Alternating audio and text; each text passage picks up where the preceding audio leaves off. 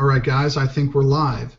This is Drake with the RPG Construct, and we are doing a Dragongrin game tonight. Everybody here is going to be playing a race of characters called Tomehearts. If you don't know what those are, go over to absolutetabletop.com and take a look. They will explain everything that you have. So with that, I have great players here. We're going to be doing a little bit of introduction and stuff later, but we're just going to get right into the game to begin. So give me 1 second, we'll get this going.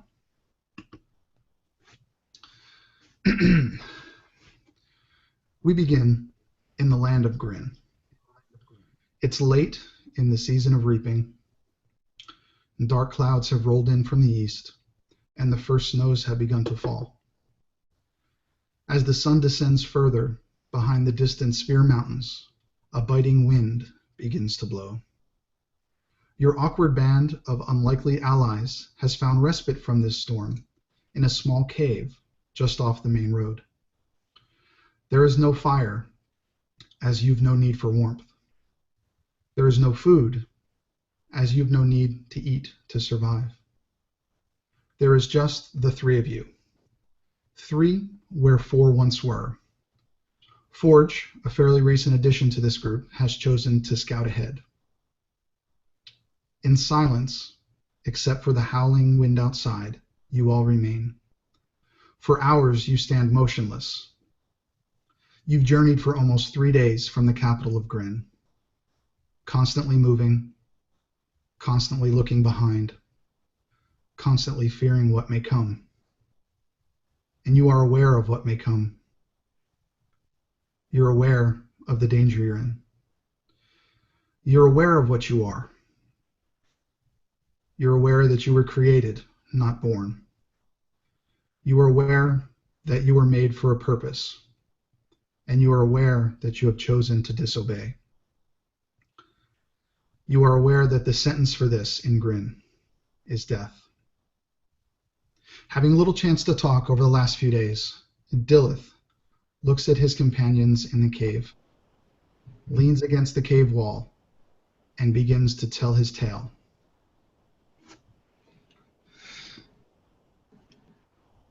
It's been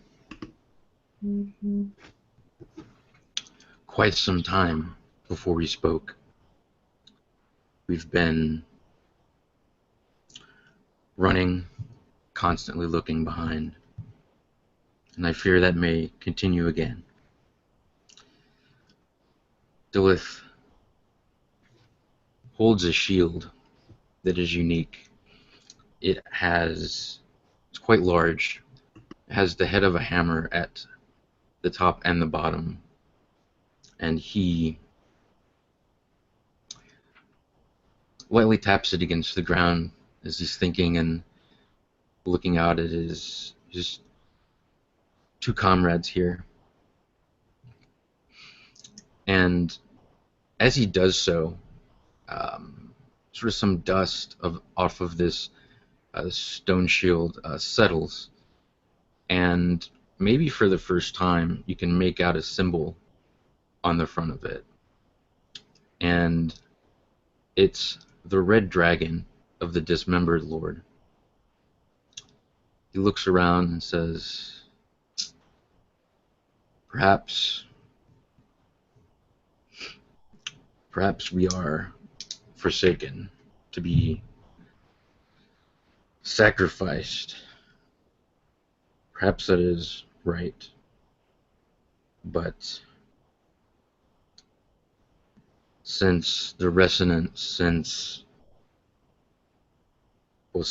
waking up, I can only think of fleeing, of living another day, making my own choice. He looks out to his companions, says,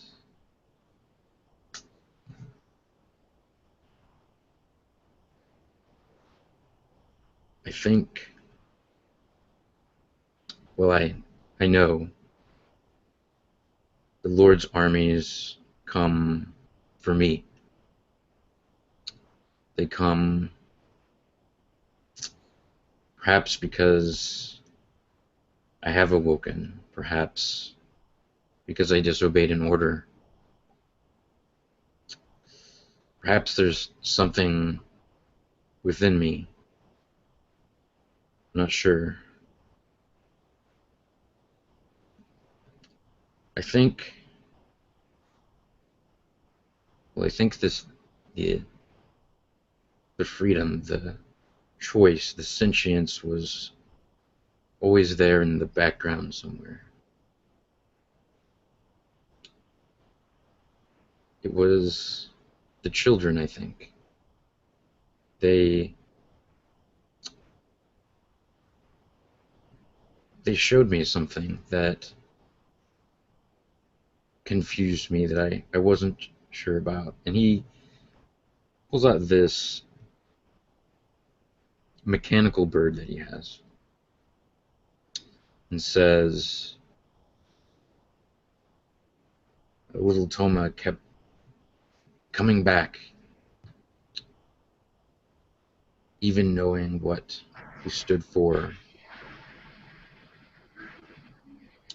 Always cheerful, certainly more than the adults.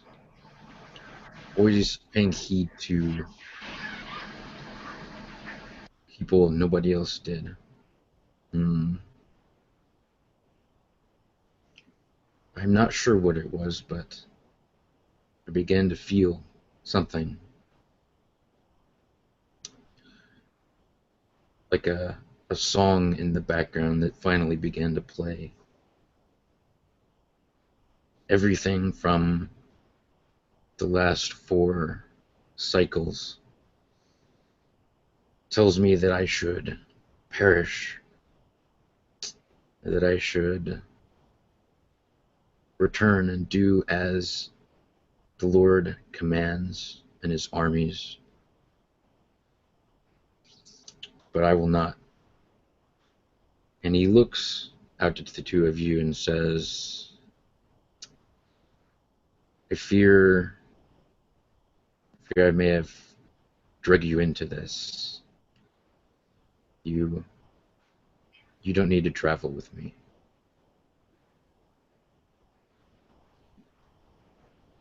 You'd see KT4 sitting with knees pulled up, almost like a worried person that doesn't know exactly what's going on. She relates to the female, is not exactly probably as old as you guys. She's days old. She has woken up recently and just started running. She woke to battle. She woke to death. She was birthed in blood as she watched her maker and his guards taken down before her. And she fought with instinct that she didn't know that she had. And she knows that her mission, and she tells you, I don't believe, and you kind of hear like a rumble, almost a growl, but it reverberates through the crystals. So it has almost an echoing quality to it. I don't believe they're just here for you. We all, I think, are being hunted for reasons. I hold my own gifts that I must get to others. Thousands died to get it to me. I watched 3 die before me to make sure I had it. I must complete my mission. And if traveling with you is bringing them on to me, then you traveling with me is bringing them on to you. And there's only safety in numbers. And Dillith gives a slight nod. Go ahead.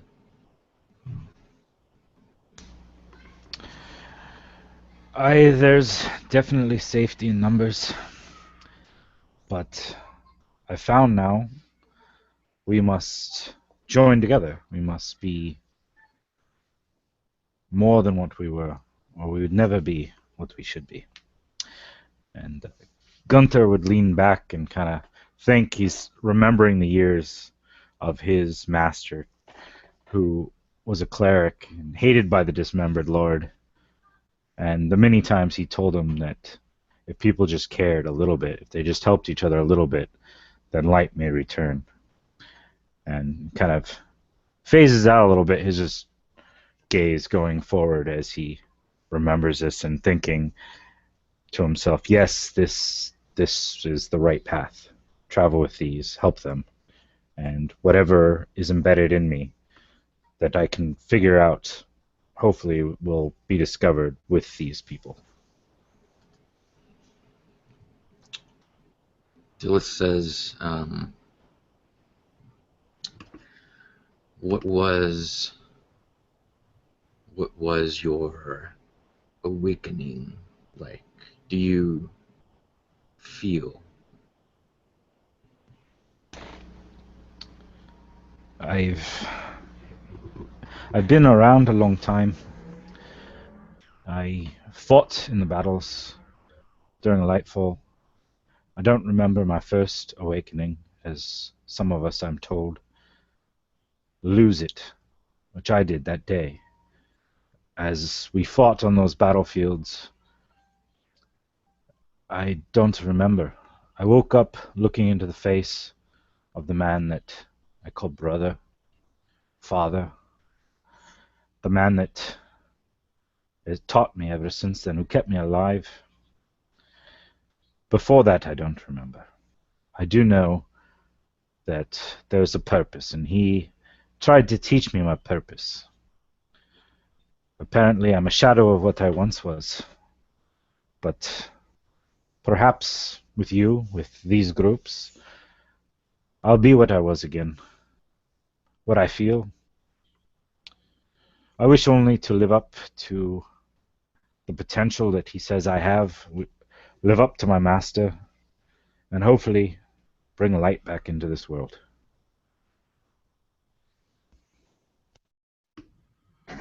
And KT4 would be listening to all this, but she would still sitting, kind of hugging her knees, almost rocking like a child would. She's looking out the front entrance, looking at the moon and this gnarly tree, dead tree, twisted branches that just kind of personifies Grinn in a hole, this rotting cancer. And it seems that we are the only ones of us, at least that we have found. And though we may be different, we are the same. We are the only family that we may ever find.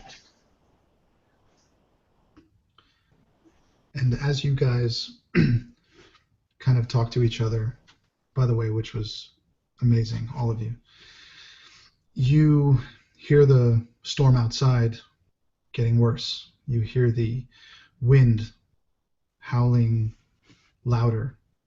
The cave kind of bends around, so you have to be sitting at the corner to see outside where KT4 is. But you see the snow is coming down even harder. And as you sit, just listening and contemplating what you've just shared with each other, you all realize that how you came to be may be varied, but what you are is the same. And one second here. And as you finish up, you see KT4 sees a light in the distance coming closer. And as it comes closer, you see it to be a torch, a very small torch, and a humanoid, rather small, carrying it, walking along the road as the snow begins to pile up. And as he gets close to the cave, he looks up and he sees you. And in a rather low voice, he says, "Hello in there. Is anyone in there?" The storm's getting pretty bad out here. May I join you? Could I please come in? The wind is just too much.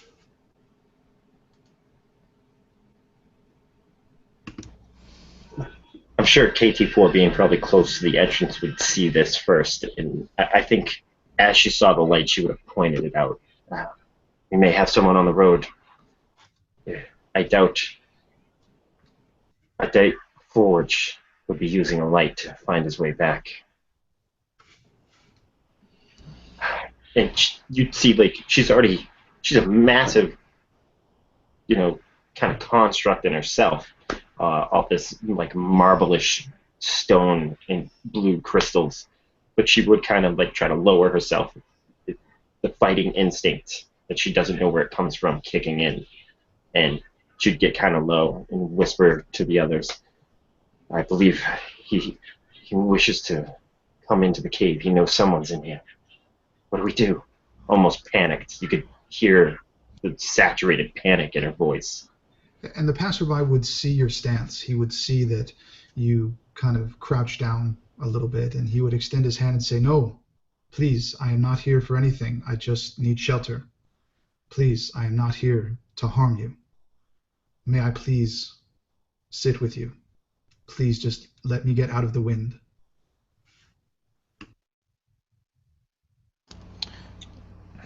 Gunther would look around to the other two in the cave and looking at probably Katie more because she's the closest and kind of just nod his head, like allow it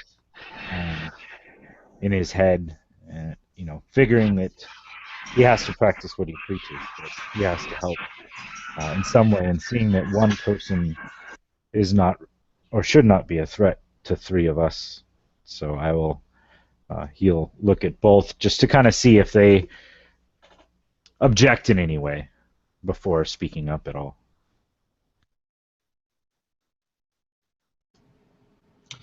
So I think Dilith would have stood and been ready, but knowing how much sound he tends to make when he moves, he probably would not have gone quite all the way to the cave mouth.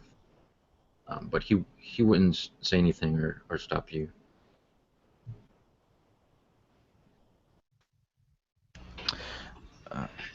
So Gunther will stand, and before stepping out at all, he will kind of start mumbling in a language that most probably do not understand, as he uses Celestial when he is casting. And he will, as he mutters, you can soon see that his form shifts. And instead of the construct that stands before you, he now appears to be an armored male with red hair, short beard, the same height and stature basically, as he stands just about 6 feet tall, as he would have been towering over his former master, a dwarf. And he'll step out kind of into the torchlight, looking over the man. What is it that you want, laddie? It's cold. Aren't you cold? I don't see a light in there. Do you not have fire here? And he kind of holds his torch here. Take this, please. I'm happy to give it to you. Just let me get out of this storm, please. Yeah, all right. Come on in, but beware. I've got a couple companions. They serve me fine, but they do not like strangers. So come on in. We'll start a true fire. Although I'm always worried about the forces of darkness and those who might take advantage of what I do have. But come, get warm. I have little to offer, though. You have offered shelter, and shelter is all that I need. And as he walks by, he follows you in, and he looks up at KT4 as he walks in, and he looks her up and down, just noticing the massive, size of this creature, and this just unblinking, no expression face. And he gathers some sticks together deeper in the cave and puts his torch down on it, and you just get a very small fire. And he looks very, very probably. It looks like he's been on the road a while. He's got leather armor, but it's torn in some places. He does have a bow strung across his back and a knapsack on his shoulder, and just this torch in his hand. And he said, "You're worried about the forces of evil. Well, I don't think even evil is dumb enough to be out in this kind of weather. I very much thank you for letting me in." As he walked in, KT4, her crystalline blue eyes would definitely be staring down, and her hands would be resting on the hilts of her swords, which are sheathed actually inside of her leg. The rock is formed to hold these weapons. And as he lights the fire, she would produce a pack that she carries with her, just something that she gathered along the way, and kind of toss it to him and say, "There are provisions in there if you'd like some." And he says thank you, and just kind of opens the pack and kind of rummages through it. And while this is happening, I think Dilith would probably just be standing there with just a stone cold, literally, face. His shield just sort of in front of him, leaning against him, with the Dismembered Lord's insignia on it, and he says nothing. And the traveler sits down, and you can see he's starting to warm up a little bit, and he takes his hood off, and you notice that this traveler is an elf. He's got dark brown hair braided in the back, but you see the telltale ears of the elves of this land. And he looks at you, Gunter, in your new form, and he takes a bite of some bread that was in the pack that KT gave him. And he goes, "So, these are those, what are they called? Tomehearts, Tomers, something like that. You must be very rich to have these. These are rare." They're rare, but yeah, I've acquired them through various means. They're more traveling companions than my property. That's one reason I'm always worried about those forces of evil. I'd hate to see them taken away. They were very valuable to me. Well, he looks over at Dilith that's sitting there, and he notices the symbol of the Dismembered Lord on him, and he looks at you, at Gunter, and he says, "Your property or someone else's? Is that the evil that you worry about?" We've all done things that we probably wouldn't be happy about, other people knowing about, to survive in these lands. Yes, I'd hate to see that one reclaimed by its former masters. We do all right out here together, but we try to stay as unnoticed as possible. Well, that's the trick, isn't it, my friend? We all want to remain unnoticed. I, for one, am just a simple merchant. I travel around Grinn in the limited things that I can find and try to make enough to feed my children and support my family. On a night like tonight, I have sheltered in this cave before. Never have I seen anyone else here.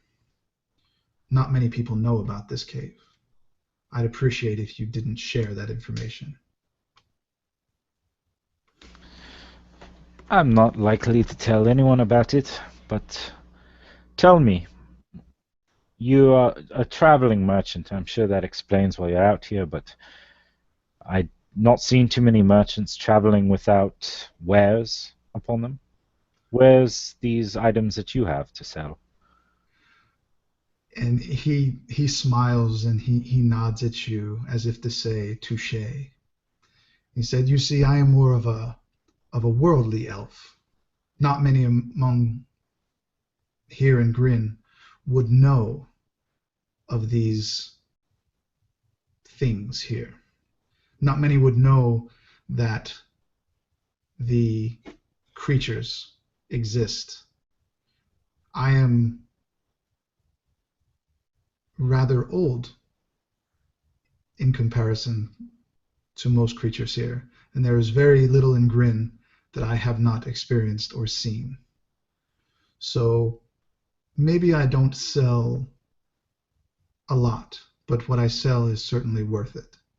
And he pulls the pack off of his shoulder and sits it down next to the pack that KT4 gave him. And he pulls out a few gems. And they look to be precious. They look to be very, finely cut, worth, hundreds of golds each. And he says, "You see, to the right buyer, these are priceless, and only I know where to find them. So when I'm selling something this small, I don't need a large pack." I suppose so. Which makes me wonder, not many people can afford such fine gems. First of all, who would you find to sell those to? Second of all, why would you think it would be safe to show me and my friends? Well, you showed me kindness, and I don't think someone would allow me in with them in this place if they were planning something against me. Said, but before we get into all that, what is your name, and where do you hail from? I'm Gunther. I've traveled these lands since the darkness fell, so where I hail from, not really anywhere anymore. I spent a lot of time with a lot of different people. I'm just surviving now, that's it. That's all anyone can really do in Grinn right now in the last, well, since the Dismembered Lord took over. As for me, my name is Relin. Relin Birchbane, but my friends just call me Rel. I am very pleased to meet you, Gunter. And he extends his right hand to you to shake it. And before you grab it, you notice a swirling kind of copper-colored sigil on his right wrist. And he says, I'm very pleased to meet you. And yes, times have been hard here. I'm just trying to, support my family. I'm sure you and your friends understand. And he pauses. He said, well, you may understand. I doubt that these things would. They don't have families like you and I. I don't have a family anymore. I watched the only family I ever really knew die a long time ago. But I'll reach out his hand and take his hand and kind of gazing, and it's probably eyes transfixed upon that sigil, trying to search through his memory banks to try to discover what that is. And he'd love to do like an Arcana or Insight check to see if he can figure that out, but he'll shake the hand anyways. And give me a history check. Oh, that's actually not horrible. Double check what my intel is. Oh, so 14. 14. You don't know a whole lot about it, but you do know that it is not a symbol that is regularly found in Grinn. You know that the color is forbidden. That copper color is forbidden in the land of Grinn. But you don't know anything specific other than if the Dismembered Lord saw it, there would be consequences. And when he notices you peering at it quickly, and he pulls his arm back, and he puts his sleeve down, and he sits again back by the fire, and he walks over to Dillith. And what is Dillith doing right now? Is he just sitting? So when this guy entered, Dillith would have stood up and have his shield. And as this has gone on, I think Gunter could tell he's wanted to say something a couple of times, but sort of held back, trying to sort of play the part. So right now he's just sort of standing there and watching, paying attention. Okay. And Relin wouldn't have much more to say. He would seem to be satisfied, and he would, when he was sitting by the fire, he wouldn't take his eyes off of Dillith. And it seemed like he'd be staring at the Dismembered Lord symbol the whole time, and almost looking like he was trying to figure something out in his head. And after probably 20 minutes, he's warmed up, and he says, I just need to be here for a few hours. If you could, I'll stay by the entrance away from you. I don't want to be in your space. I will stay out there, and I will be gone before morning. If you could just let me stay, that would be great. If your other slave would let me sit by the entrance where it is now, that I would appreciate it. I can't fit over there now. It's not needed. We can move towards the back more. Use the fire, and I think Katie would probably prefer to guard the entrance anyways. So enjoy the fire, and I'll probably move to the back a little bit with my friend here, and get some rest, as I'm sure you could use the time to relax and get warm. We'll be fine. And I do appreciate you being careful with certain things. I kind of looked where the hand was. Don't you have to worry about anything? We don't talk to any of the other side. We try to keep to ourselves. He gives you a bit of a puzzled look. He almost like he wants to say something, but a small smirk comes across his face, and then he nods and just kind of looks at you, and then just sits back, takes his hood again and puts it over it so it comes all the way down by his eyes, and he just kind of mutters before he dozes off. I'll just be here for a few hours. Before morning, I'll be gone. And with that, he will just doze off. You will notice a difference in his breathing, that he is definitely asleep at this point. Gunther will get up and move towards the back over by Dillith, trying to kind of get in as much shadows as possible, as he knows that shortly he will return to his other form. And not that he fears much from this visitor. He's not willing to kind of give up his little secret identity that he uses from time to time. So he's going to try to get as far in the back as possible and kind of try to let Dillith be between him and this elf. Okay. KT4 and Dillith, do you guys want to do anything while he's sleeping?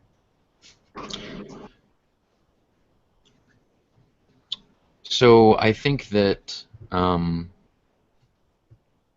Dillith sort of gets what Gunter's trying to do, and he probably doesn't have too much of a problem. He is 6'9" and constructed of uncut stone, and probably weighs a good 700 pounds. So I don't think he'll have too much problem forming sort of or blocking, I guess, vision towards wherever he's going, towards the back. So I think that he would just be sitting at this point up against the wall, keeping an eye on the visitor, but trying less to be sort of foreboding to him. He at this point he kind of thinks that he's okay, and I think that he would probably deactivate at this point. Seeing KT4 is sort of towards the entrance and keeping a watch out.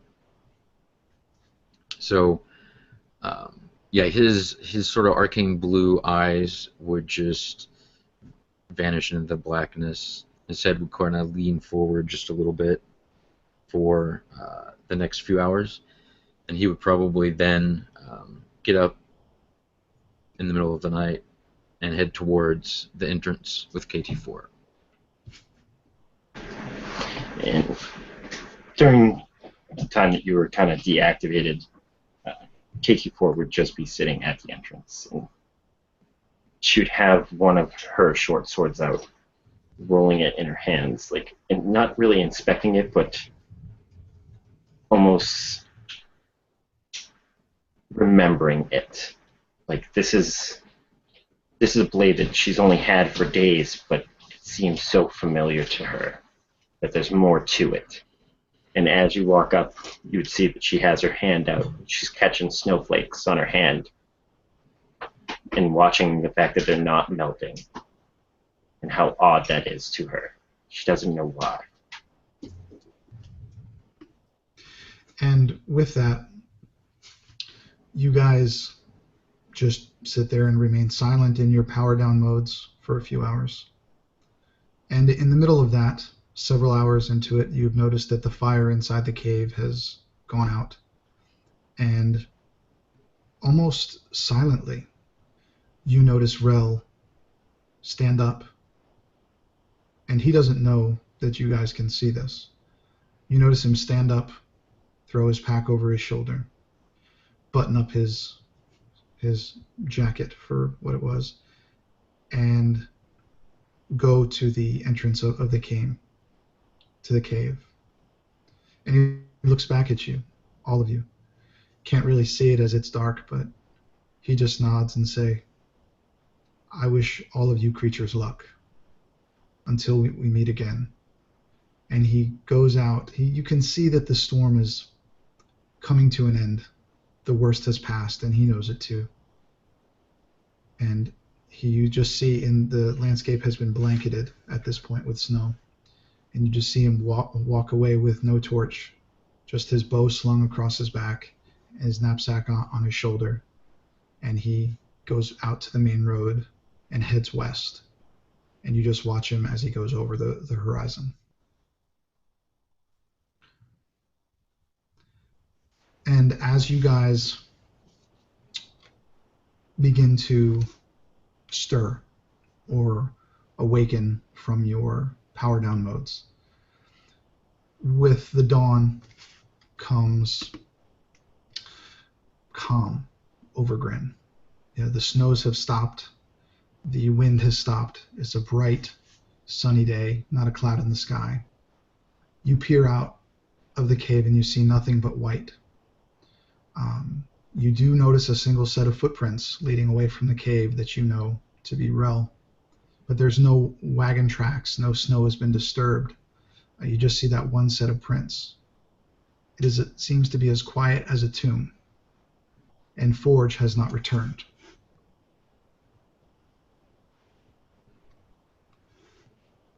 What would you like to do? So, I think that perhaps Dilith gets up first and goes to stand beside KT4. And he looks out the snow and the calm and says, I think I felt something new again.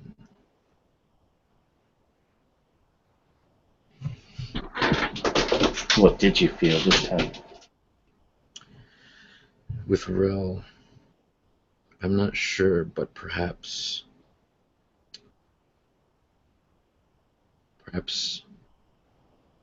something good. He seems to have a spark of hope. I don't know. Renewal to him. Perhaps it's the first time I've done something good for someone. And during this talk, you'd see Katie. She's kind of kicking the snow a little bit. Still playing, learning this world that she had woken to. Dilf kind of watching you brightens up a little bit, and he says, I have seen children do this before. And he kneels down and is doing something, and as he turns around, throws a snowball at KT4. That's awesome. And how does KT4 react? It just hits her like right on the side of the face, kind of like sticks, and then it doesn't really like melt, but just gravity takes over and kind of it like falls. And she looks. If stone could look dumbfounded, that's what it would be. She doesn't understand. Like she doesn't understand why you pick this stuff up and throw it at her. Yeah, and Dilith, it might be the first time there's sort of a smiling expression on his face. As you smile, she would literally laugh. It kind of chuckle, like a grab, like rocks coming down a landslide of a laugh. And she doesn't even really know why, but there was something humorous about it. And what is Gunter doing? Gunter, as we all kind of don't really sleep, and we wake as we wake, but Gunter would have taken some extra time sitting down. He would then shift to kneeling and clasping his hands together. He kind of goes over these prayers that he was taught. He doesn't fully get it. He doesn't have the same connection that his master had, but he does it because that is what they would do when he was with him. And it's kind of just rote memory now. But then as he finishes the beginning, the first several prayers, he'll watch this exchange, and taking that in, he gets this kind of warm feeling. He can't smile. He doesn't really even have a mouth in this form that's visible, but he'll stand and kind of walk out and slowly, letting them go through this exchange and walk out. One more step towards the light, laddies. But any sign of Forge? You guys know that Forge was scouting ahead along the road. He didn't say how far, he didn't say where, but you do know that it was west along the road.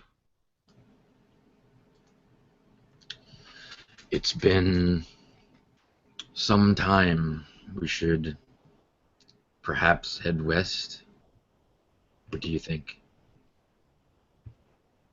I don't like to leave anyone behind. Katie?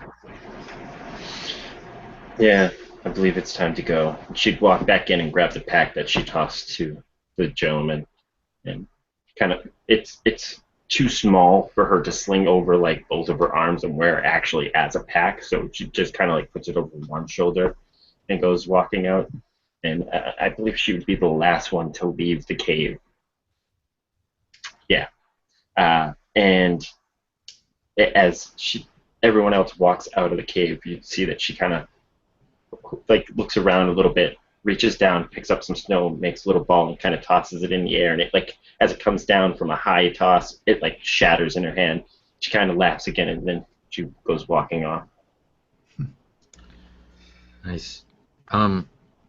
Dilith has his massive shield, and other than a small pouch that it looks like probably that mechanical bird's the only thing that fits in there, he has nothing else.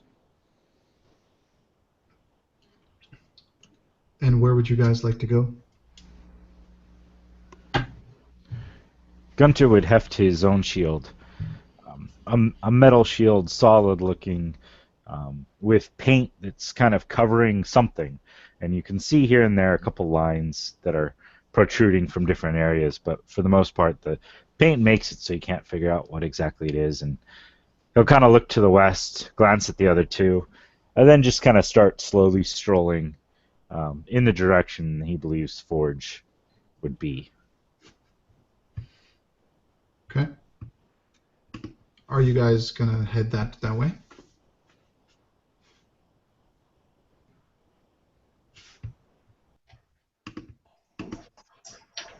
Ford said he was heading west, was it not? Was that the same way that we noticed that the footprints are going, by Yes. chance? Well, let's hope neither one of these ran into each other. I say we do hurry to try to find Forge. And as you follow the road, Gunter has been awakened longer than all of you.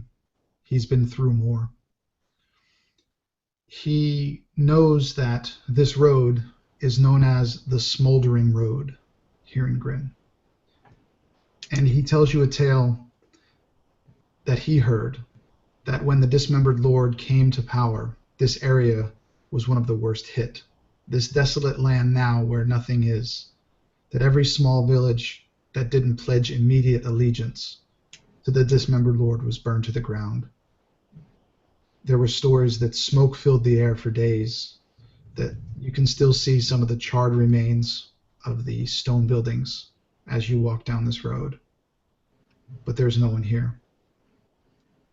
And many of these villages were mining villages closer to the mountains. And some of them had shafts that were burned as well.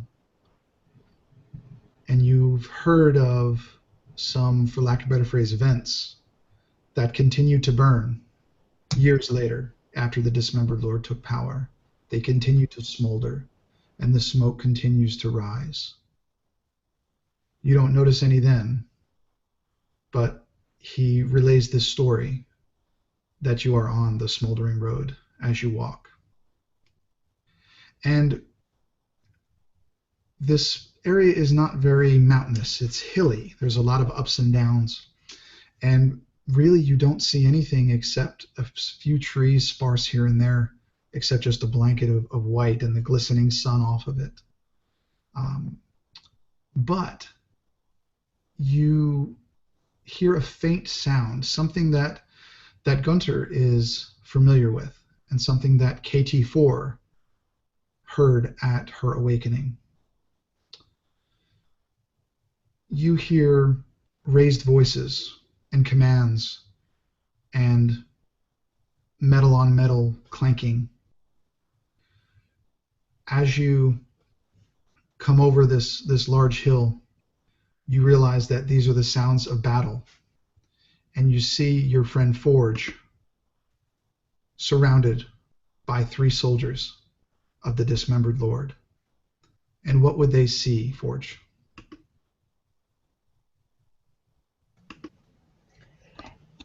At first, they would see Forge basically holding them up, the soldiers off using 2 swords, kind of ducking in between these soldiers, and they look past the battle to see a cart that has what appears to be some humanoids. It's kind of hard to tell from that, but there's what looks to be a couple humans, possibly an elf, a smaller creature, perhaps a halfling, and it appears that Forge is trying to duck past these guards while defending himself to get to this cart.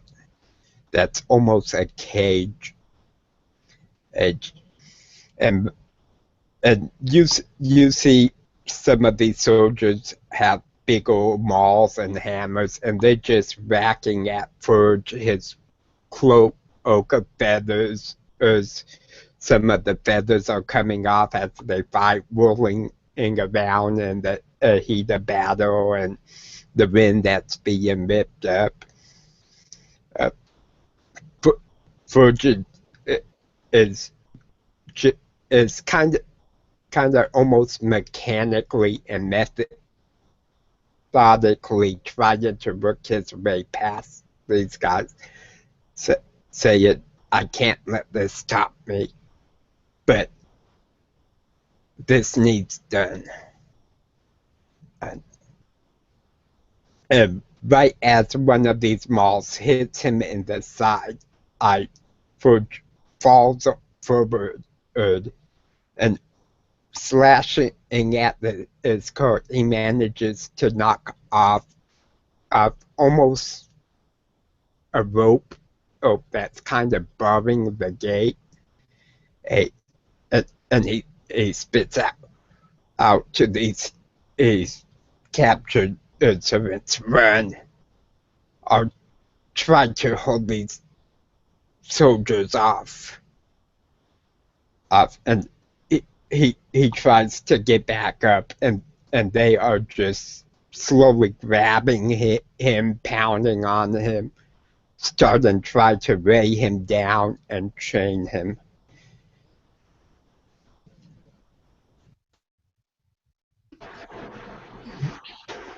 And as you guys see this, what is your reaction? What do you do? KT wouldn't have all too much of a reaction other than she would instantly, her swords would be drawn and she would be pounding down the hill. Like, just fighting instinct has taken over. She is no longer just KT4. She is a force to be reckoned with. And this is someone that she knows this is not going to happen. She's seen death and destruction to people that she's known before. That's how she woke up. She can't stand for it. Okay, well, if KT4 is going to rush in, then, gentlemen, it is time to roll initiative. And the red light goes on. Yes, sir. Just put it in the chat for You gave us inspiration, right? You'll get inspiration in Grinn. All right. I need, Jaren, I need yours too. Okay. Okay, so we're gonna go Forge, Dillith, Scott. Actually, no, I take it back. We're gonna go Forge, Scott, Dillith, and Gunter. So what is Forge going to be doing as he sees his friends come up over the hill and KT4 rushing to his aid? Forge is just gonna kind of let out almost a grimace as he sees his companions are starting to come over the hill. He'll look over at the fleeing captives, says, run past those coming towards us. And he's struggling to get up, barely being able to move, and they're quite rapidly binding him, but he's struggling, and he's trying to keep the soldiers distracted the best he can.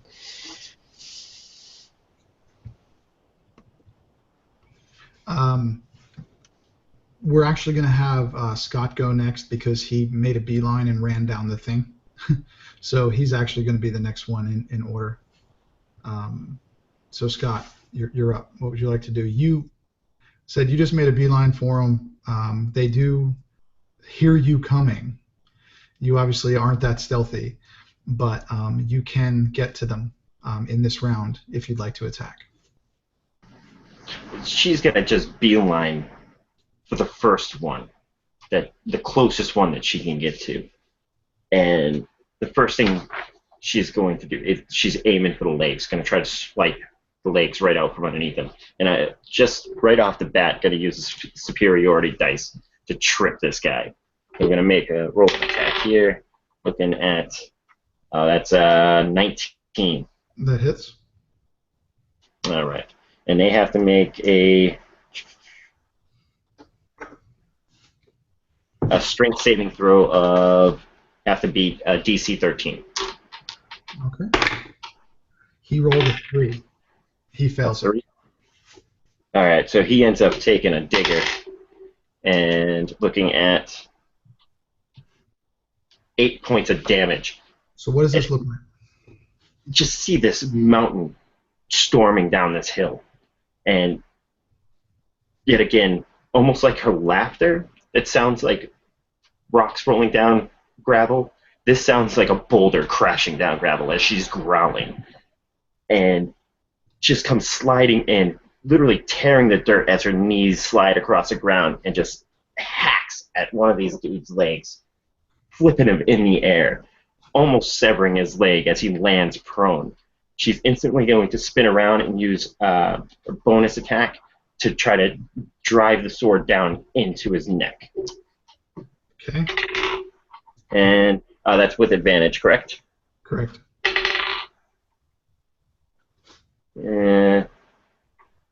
That's only a 13 to hit that one. That does not hit. It just he is prone, but you just rolling. Yeah.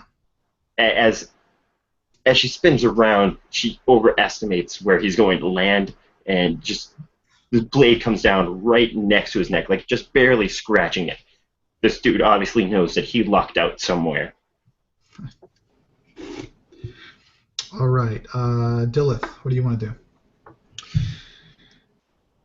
All right. I think that Dillith, when he sees this scene unfold before him, he hesitates a bit more than KT4. Maybe it's because he's been in battle before, but maybe it's he's not been in that many, or he's not used to this kind of thing. But as soon as he sort of collects himself, he runs right behind KT4, and I think that he's got this shield, this massive shield that appears to be made of some kind of stone, and he's holding it in two hands, and just runs down the hill. And it's with both of us, I think the sound is just awful. It's probably sounds like a landslide, like Dillith, even when moving, just sort of sounds like stone door on stone floor, just moving a limb or a joint. So it probably sounds worse, much worse than it is. And so he'll almost skid to a stop near KT4 and just bash the hammer on the top of this shield down towards this person that's on the ground. Okay, roll for attack. And with him prone, is that advantage? Yes, with advantage. Yeah, that's a 22. Definitely hits. Right. And that's 7 bludgeoning damage. All right. Describe how you use your shield to crush this guy and kill him. Okay.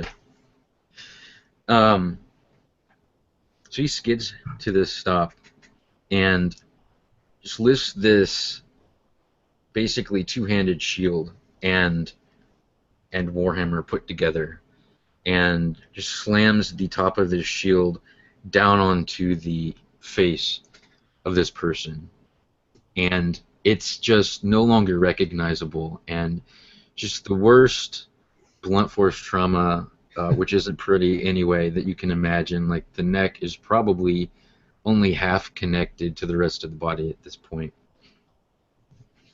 That's awesome. So seeing this, they actually roll a little bit higher than you, Gunter. So the two remaining soldiers turn, and one of them goes after Forge. They notice that he's still on the ground, and they go for him again. And they actually hit with just one of their short swords. Just as they're on the ground, they just, he basically sees the easiest target, and he just kind of gets him a little bit in the side there. And Forge is going to take 5 points of slashing damage. And the other one is going to go after KT4, and that one misses. He actually is probably about 20 feet away from KT4. He raises a light crossbow, and he shoots a bolt. And it does make impact, but it doesn't strike true enough to penetrate the stone skin that this Tomeheart has. So it is now Gunter's turn.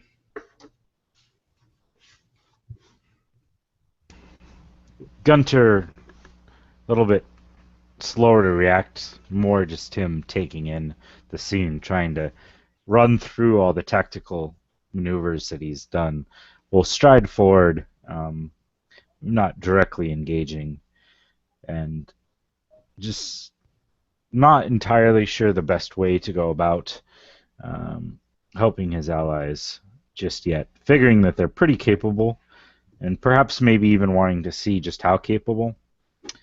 He will step forward so that they're all within a fairly close proximity, but still standing back, and put his shield up, and his other hand he's going to reach out. In the back of his hand there's a blue crystal that'll start to glow, and he will mutter again in Celestial, and as he does, this kind of wave emanates from him and washes over the others as he blesses his three companions. And he'll kind of, once that's done, he'll lower his hand and nod to them like, go get them, and remain back a few feet. What does it feel like, if anything? For Tomehearts, we don't have like true feelings, but it's almost like you have this electrical surge go through you. It's a weird combination of divine and arcane energy, as what created Gunter is this weird amalgamation of the two. And as it kind of washes over you, and it goes over the other guys too, and they maybe have a weird look, but it doesn't affect them. You feel this surge, and it's like you're given this inner spirit, this inner charge of power that you weren't necessarily expecting, but for some reason, the celestial words as they roll out, you don't understand them, but they mean strength, they mean power, they mean ability to withstand. So I think, I don't know now or on my turn, Drake, but I think I'd like to roll on that table that we have. Sure, feeling that. Okay, then why don't you narrate that? What would that look like? And why don't you roll me a die? Yep. So that was a 9. I got my list, so okay. You can narrate that however you want. Absolutely. So this thing that should just feel like a minor electrical surge becomes visible, and there is just something apparently within Dilith has reacted to this, and he doesn't appear too bothered by it. If a Tomeheart could wince, you might see something like that. But a almost like a silhouette of copper appears just for a moment all over him and then vanishes. And yeah, that's it for now. Okay. What does Forge need to do? He's next up. What would Forge be doing? So, as Forge is continuing to struggle to get up, almost surprising angry, as this bless is taking effect to him, and being made of wood, he doesn't really feel the electric, but it's almost as if there's a pulse within him that wasn't there before, almost as if he's feeling the heartbeat of life itself, of Grinn itself, and he would like to make a strength check to try to break from the restraint and get to his feet and possibly help his companions in some fashion. Okay. You only need, on this one, to do this, you only need to roll a 10 or higher. Oh, easily. Okay. That's a 12 before I even add my modifiers. So you do have a soldier standing above you. So once you get to your feet, you can attack if you choose. So I think, given that he has his swords out, and he's been struggling, I think he would just almost, as he's standing up, in just like a single motion, and have one of his swords kind of blade down and just try to come up position directly in front of the soldier so that the hilt of his sword would basically knock him on the chin and hopefully snap his neck backwards. Okay. Why don't you roll for me?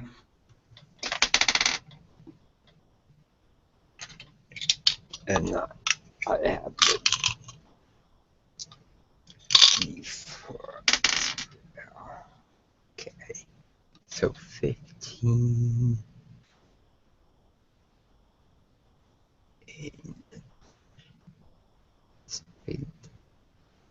So that will be a total of 16, 17, 18.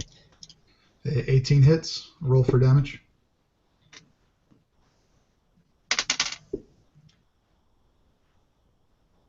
That will be a 4 damage on the first attack. Okay. And I actually get 2 because I have 2 weapon fighting. Okay. And roll again then. 2 swords. It's plus 3 would be 9. So the second one would miss. Okay. So I would say he's trying to adjust us as he's coming up to come swiping across to almost decapitate the soldier, and he just had a red angle, and it passes maybe an inch in front of the guy's throat. Okay.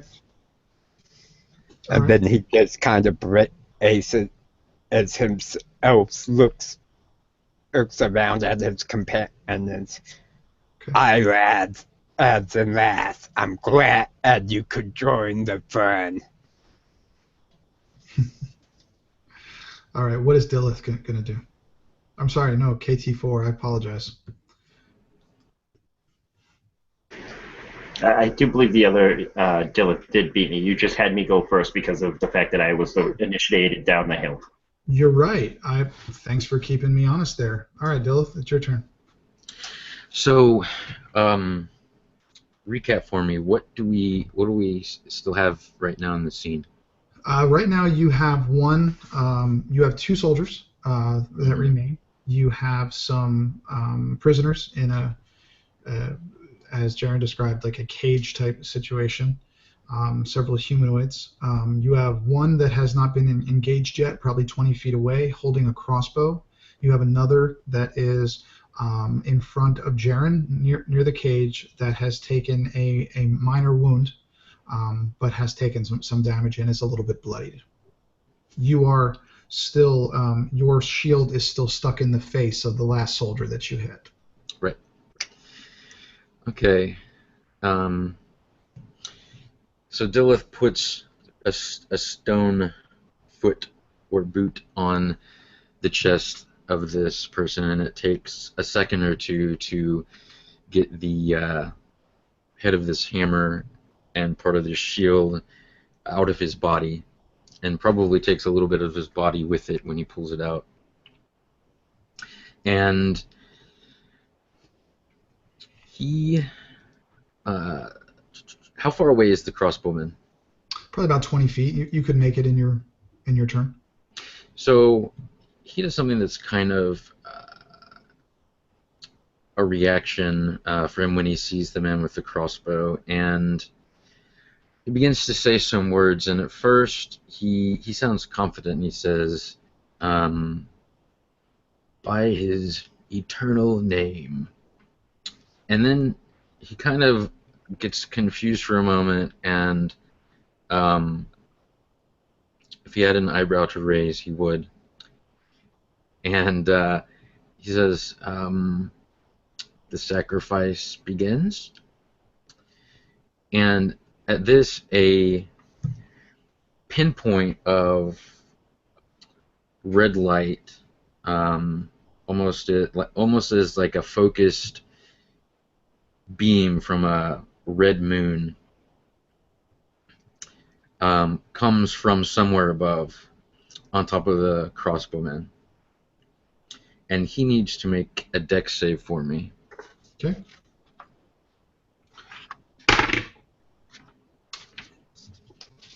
You rolled an 11. Okay, he failed. So let me give you... And this is on the crossbowman, correct? Yes. Okay. The crossbowman was going to take 6 radiant damage from this beam as he casts Sacred Flame. Okay. And along with the damage, you notice that his basic parts of his tunic and parts of his armor that have been kind of frayed have actually been set aflame as well. He's not fully engulfed, but as the flame came down along his head, just the eds and fuzzy bits on his armor have actually ignited as well, which is drawing his attention. Okay, KT4. So Dilith is removing this shield and shaking off body parts and blood from it as an arrow goes skipping off of her chest from this bowman, and he casts this ray of light down on him. And Forge is smashing in the face of this other would-be attacker. KT4 is slowly going to rise. Now, can she walk past on the way to the crossbowman? Is she going to walk past the other gentleman that's fighting Forge? I'll go with yeah. Regardless of opportunity attack or not, you see her. She just points her short sword at the crossbowman, her right hand sword at the crossbowman. And as she walks by the gentleman fighting Forge, she's just going to not even look, just lash out at him, even if it causes an opportunity attack. She's totally being Poland for this crossbowman because he shot at her. Okay. But just because the other guy's there, she's going to swing at him. If you want, I'll make it in disadvantage because where she's totally not even going to really look. She's just swinging. That's fine. Do it with disadvantage. Okay. Oh, and there was a natural 20 on there, too. The other one's a 2. So she doesn't miss. It ricochets off of the offhand attack. Ricochets like off of his leather, but she doesn't even care. It was more of just a reactionary thing, and still heads towards the bowman. And as she gets to him, she still has that sword out. She's gonna like almost swing it in an uppercut for an 11. 11 doesn't hit. 11 All does not dramatic for nothing. That was hit. No, 11 does not hit. he's jumping around so much in flames that it's too sporadic. She can't just get a bean on him, and he ends up accidentally whipping out of the way. The only one that is going to attack, the one that you swung at, is going to disengage from Jaren, and he is going to move towards you, Jaren. This does give you an opportunity attack if you want to take it as he's turning and going towards KT4. Do you want to use it?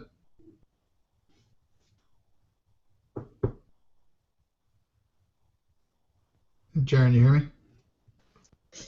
Yes, I would, and I believe this is the one that I smashed in the face. Yep.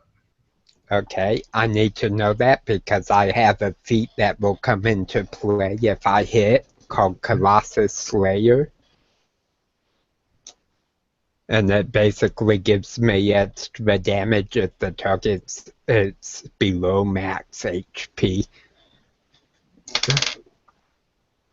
So 11. So that will be a 14. You barely miss, but you do miss. Okay. Did you add your D4 from Bless? Oh no, I didn't. Good thing Yeah. you. I didn't either, but moving on. Sorry. Okay. So that would actually take it up to a total of 17. That hits. Nice. So 3, 4, and D8. That will be a total of 8 damage. Okay. And I picture this as almost without even looking a being used to sensing what's going on around and Forge would just kind of spin his swords around his body. And as he does so, he would just lash out to the side with it as soldier is turning his back on Forge and just is slashing straight across the middle of the back, across the spine. Okay. And as you do that, the soldier just kind of falls forward, and he's actually severely wounded. Just blood is spewing. His tunic and his armor is soaked in red on his back, and he is just on his knees in front of you. You stopped him from moving. Gunter, you have one guy on his knees in front of Forge, and you have one guy kind of on fire next to KT4. What would you like to do?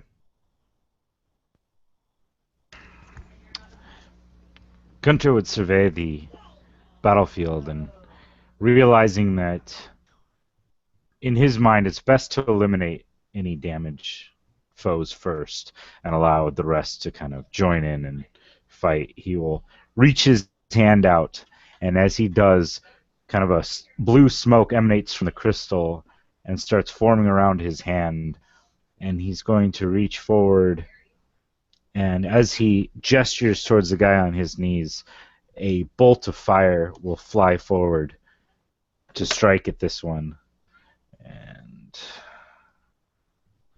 that would be a 17 to hit with firebolt. And describe how this firebolt kills the man on his knees. It's a pretty open shot. I mean, the guy fell down. he was surprised by Forge, and the flame just strikes him in the chest, and it's just so hot and smoldering that it burns, probably about an inch or so into his chest, bypassing his armor, and this blue smoke is rising from him as he slowly just loses light in his eyes and falls forward onto the ground, life spent. And seeing this, the final soldier who has finally, patted himself out, all of the fringes of his apparel that were on fire, he looks and he says, "Stop! Wait! I no!" And he takes a pendant that is in that dragon sigil, that is the Dark Member Lord symbol. He takes it off and he throws it on the ground, and he says, "I don't want to be here. I'm just paid to be here. Just take the prisoners. Just go." And he turns around and runs as fast as he can away. KT4, you are close enough for an opportunity attack if you choose. Dilith would say, "Let him go." KT would have kind of turned to look at her companions, as this gentleman was saying this, this isn't what she expected. Would be somebody to be so cowardice and not fight. But then Dilith mentions that, and you see that she just kind of flips her swords and sheathes them back in her legs. Okay. So you guys are going to let him go? Forge would just is kind of a look at this fleeing soldier and think for a moment, my mission isn't to kill. I only intervene to save the lives of these. And he walks over to the cage and just rips it apart, freeing them. And goes, "Be on your way, and you never saw us." Right. Okay, then we are out of combat, gentlemen. Dilith moves over to the pendant and smashes it into millions of little pieces. Okay. What you guys come across in this kind of wagon that has this cage in there that the prisoners in, there were actually 5 prisoners in it. There were 2 humans, 1 halfling, and there were 2 elves. All were kind of wearing, kind of tattered skins. Obviously, it's cold out. They look very hungry. They look very scared, and they look very unsure of what to make of you as you open the gate.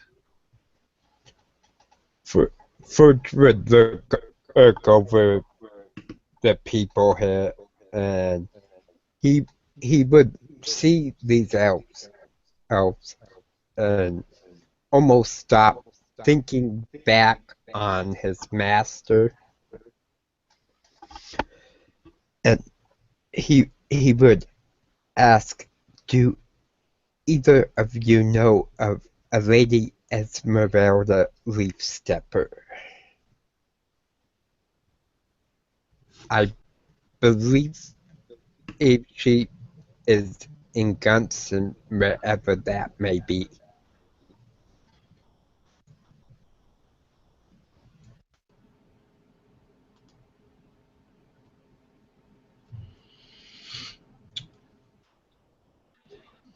You're talking to the prisoners, correct?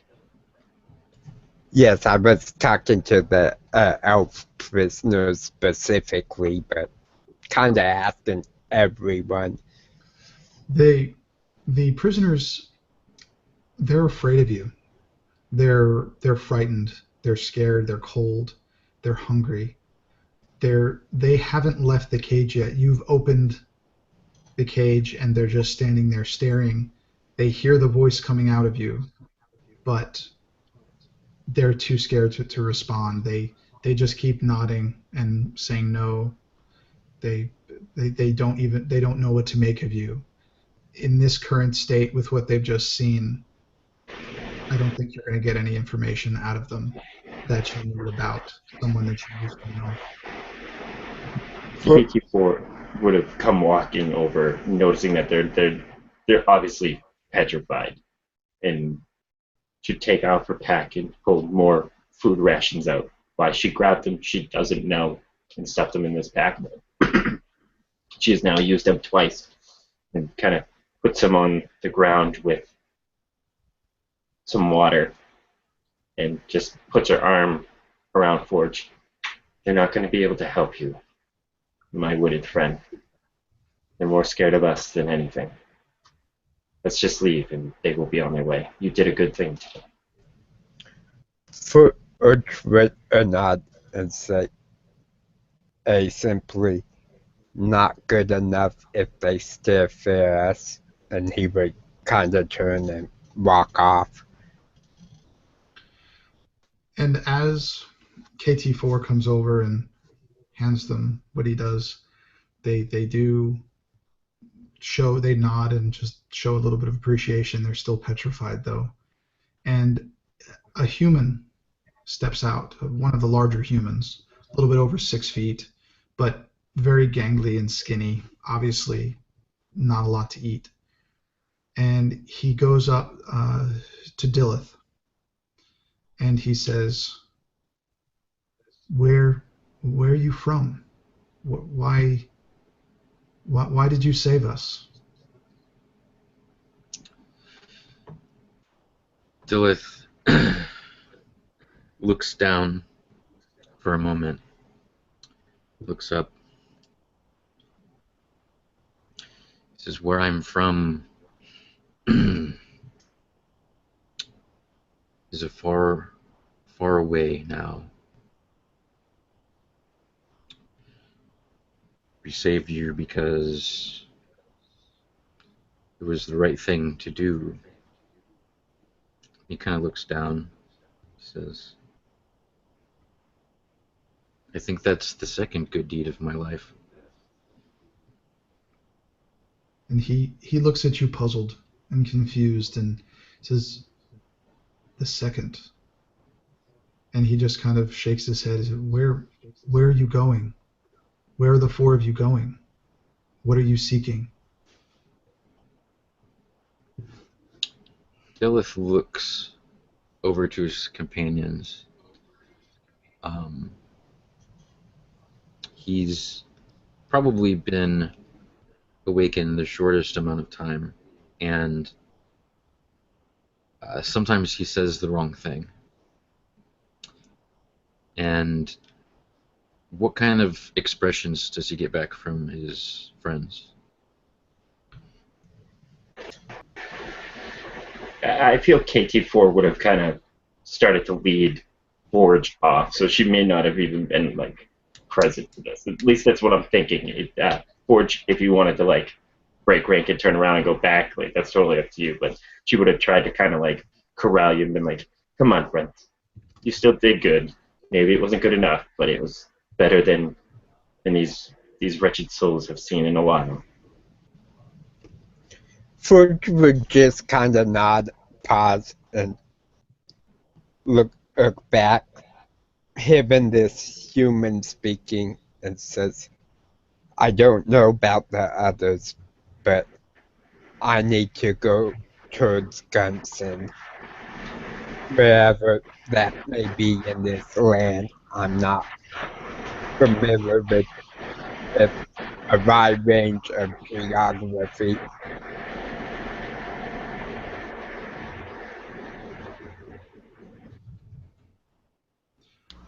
Since Gunther Forge would- turned. Oh, sorry. Go, Gunther. It's okay.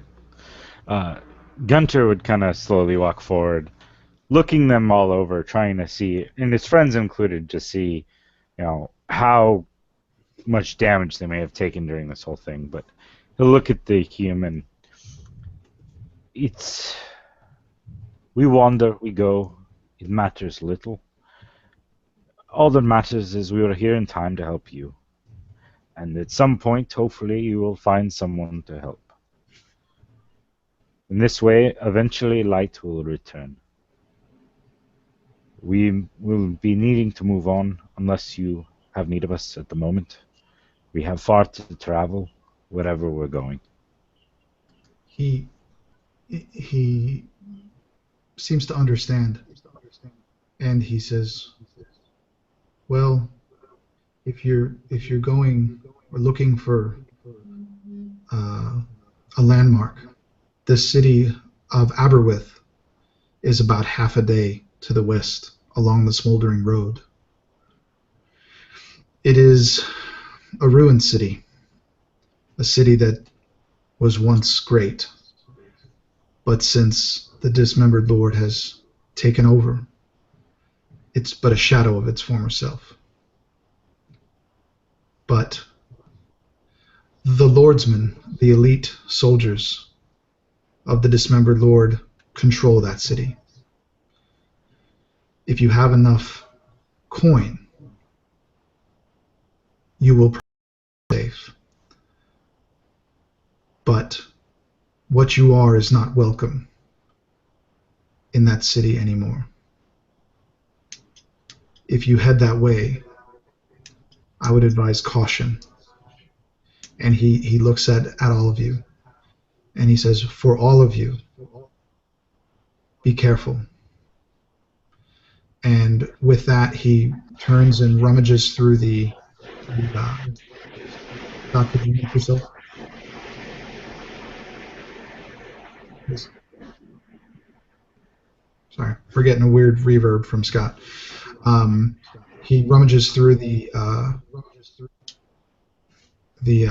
carriage, and he just finds just another skin, and proceeds to walk with the other prisoners in random directions. Two go off in pairs, and the halfling goes off by himself. And just like the soldier, they go into the white, blank snow, not seeming to know, towards anything, just away. And the four of you are left there alone.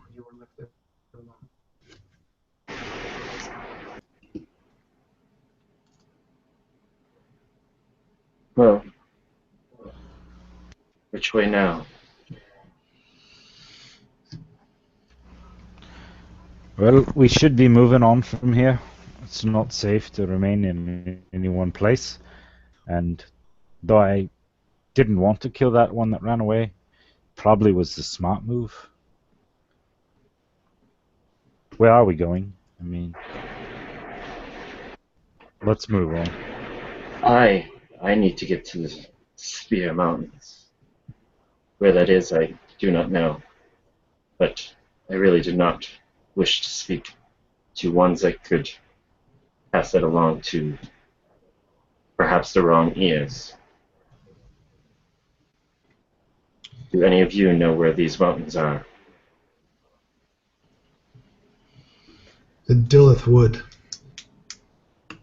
Dillith says Svir is probably the best place for me to hide, to keep whatever it is I have from the Lord.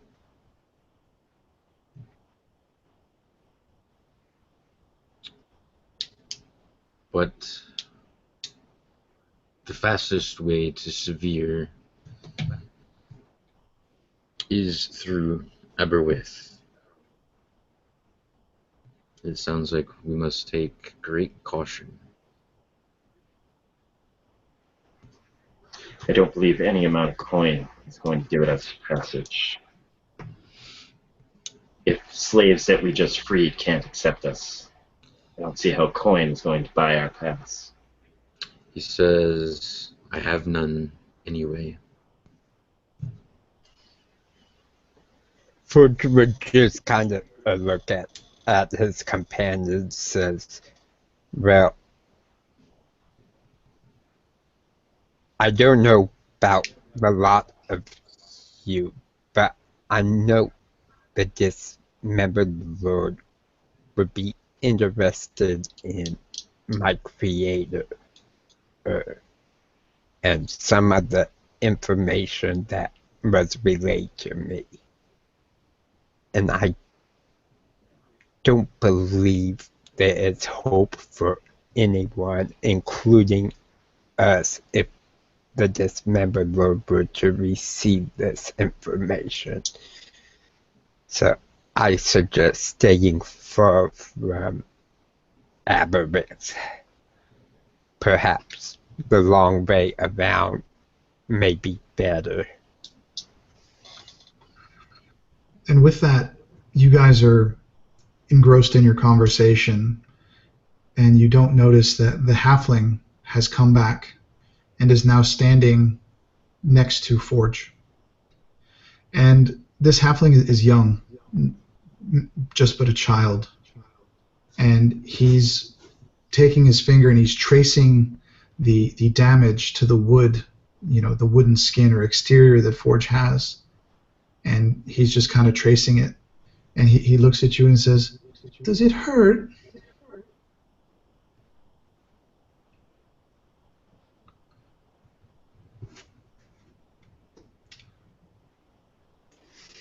Forge would kind of look at what he would perceive to be a young child, even if it wasn't. Goes, not in the way you would think. It hurts more my pride. And he's saying it almost hesitantly, like he's searching for the right word.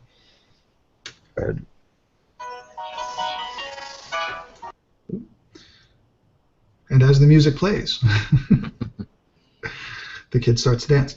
No, the kid just seems fascinated by this, and he says, "I've seen. You can be fixed. You should go to the city. You find the little man. He's smaller than me. And he just keeps saying, Cogs. I don't remember his name, but he's the only one in the city shorter than me. Very, very small. You should go see him. He will fix it. He will make everything better. You should go see him." KT4 would almost motherly, bend down. "Thank you, little one, for this information. We shall look for the man that is smaller than you. A little man with such a large stature as yourself, with no fear. Now, be on your way. I'm sure the others, the ones that can help protect you and get you somewhere, will be looking for you." And she'll kind of stick out her finger, so that way he can grab a hold of it, kind of lead him away. And with that, this child that has looked terrified the whole time, a smile comes to the child's face as the child almost skips with you, because one of your strides is 5 or 6 of the child's. So to keep up, the child skips a little bit, and as you get a little ways away from the carriage, the child speeds up and goes off into the woods, into the land, and you guys are again there. What would you like to do with what is there now? With the bodies, with the wagon? The wagon, does that have horses? Does it have other parts that would go along with it? Or? The wagon is being pulled by 2 horses, and it is a covered wagon that does have a cage in half of it in the back, but there are some items in it that you guys could look through if you'd like. Gunter would probably walk up to the wagon, kind of looking through it, a semblance of some idea forming in his head, but he kind of wants to see exactly what he has to work with. And I'll look at the others and kind of gesture to the Dismembered Lord's troops that are on the ground and say, "We may want to know what we have to work with before we decide fully. Won't you see if they have anything we can use?" Forge would just shake his head no. Says, "I want nothing of theirs." As KT4 will as speak up and say, it's not so much as us taking stuff from them, but using what they have to possibly further our own gains. If anything, it's a slap across the face of the Dismembered Lord to use his own provisions against him. Consider it a good thing. And she would start patting down the men on the ground, pretty much stripping them down, setting aside any metal, any leathers, stuff like that, organizing stuff. And with the dead men there, you would find two more medallions with the symbol of this Dismembered Lord on chains or pendants. You would find 25 gold apiece in little pouches. You would find 2 light crossbows, 2 daggers, and 2 short swords. These are normal, mundane weapons. Nothing is special about them. Dilith would reach for these pendants or these medallions. I'll need at least one of them. Don't destroy them. I'm noticing you reaching. Yeah, as he reaches, he looks at them and it looks like he's thinking a minute, and then he, if he could, he'd hang both of them around his neck.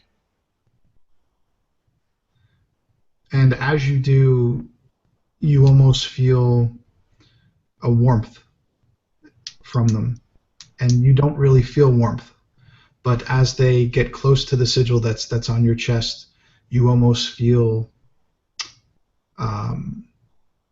just like a warm feeling in that spot. And both the medallions and your sigil begin to glow red ever so slightly. It's barely visible, but you can tell the difference.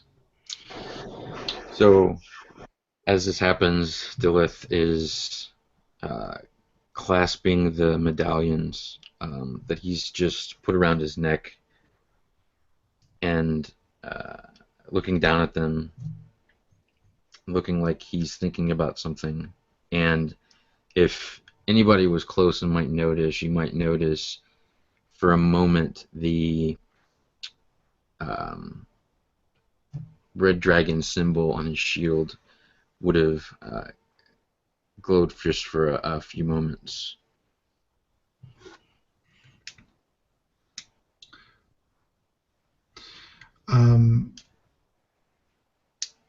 Yes, the soldiers were all human.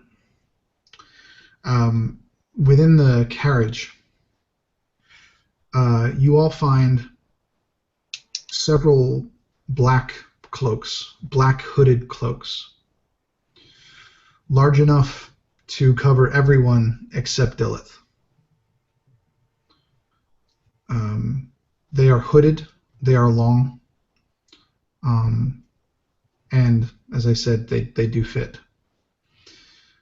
Also in there, you find another 25 gold pieces and various pieces of meat and jerky and bread, just some provisions, most of which the prisoners have taken, but they did leave a few behind.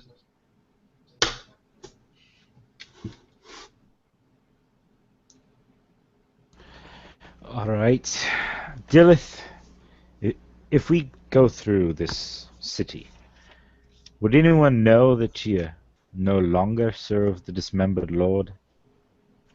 I mean, would they recognize you? They might. I don't know. They might not. They might not know yet that I had run. News may not have traveled west yet. Hard to say. They certainly know the symbol on my shield. If anything, Oh, this should yes. help convince him. Convince him that you So, are just one of them. it's up to everyone else, but what I see here is an opportunity. I think that a soldier of this Dismembered Lord and his trusty Tomeheart fighter here captured these 2 rogue Tomehearts, taking them through the city in this wagon here. Put them in the back. We can just stroll right through. Granted, I'll have to get through that city quick before anything I have on me disappears, but I can wear the cloak and use a little bit of an ability. Give me one of those pendants, and I can make myself look like I'm one of their soldiers. What do you guys think? We have to go through the city, I think. It is most likely the most direct route. And as the little boy said, there may be someone there, smaller than he, that can take a look at Forge. Forge would just kind of chuckle or says, if that's the deciding factor, don't worry about it. And he'll reach down and grasp his side and just kind of close his eyes, and you'll see that the wood is starting to grow together as he casts cure wounds upon himself. And I'm kind of flavoring it as almost more of a mend spell. Okay. Dilith says, well, the direct approach would probably be the one that a war maker would suspect the least.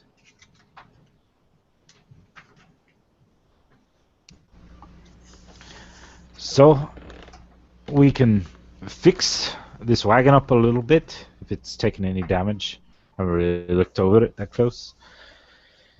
If we can fit these other 2 in the back, then you and I, Dilith, will just stroll right through on the wagon and hopefully get through to the other side without anyone being the wiser.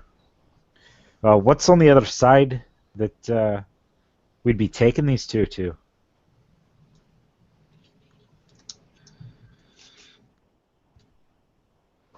To Svir. It's where I think I'm headed to hide. KT4 would definitely bring up one. And we have one thing in common, you and I. But I'm more concerned with, will this wagon support the 2 of us? And, well, 4 of us. We're not exactly the most lightest material. And she looks down and she's all like granite, like marble granite stone with these crystals sticking off of her shoulders. The wagon would be able to take Forge and KT4 in the back and Dilith at the reins of the horses. And Gunter at the reins of the horses. Dilith would have to walk beside. He is far too large. 700 or 800 pounds, he said. There's no way. Well, he could walk behind or to the side, whatever he chooses. Whatever he could.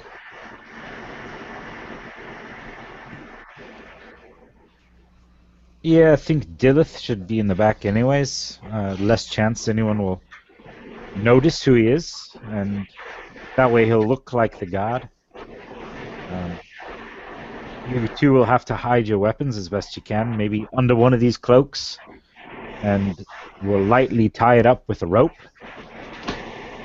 Gunter will look around and find the rope that was cut by Forge earlier when he was trying to free the prisoners, and he'll look at it and take the 2 bits and holding it, and a little blue energy will form around it, and it'll mend itself back together, slowly like restitching itself till it looks like it was never slashed before, and kind of hold it out to Dilith since he's going to be the guard. And if you guys are ready for it, I'd rather not waste the time. The more time we're roaming around, the faster they'll find us. Besides, like Dilith said, who's going to expect us to wander right through their main city here? Forge would kind of look at his companion and say, I don't like it. a lot at risk, but it's better I go with you than on my own. But I promise if the situation arises where I am to be captured, eliminate me.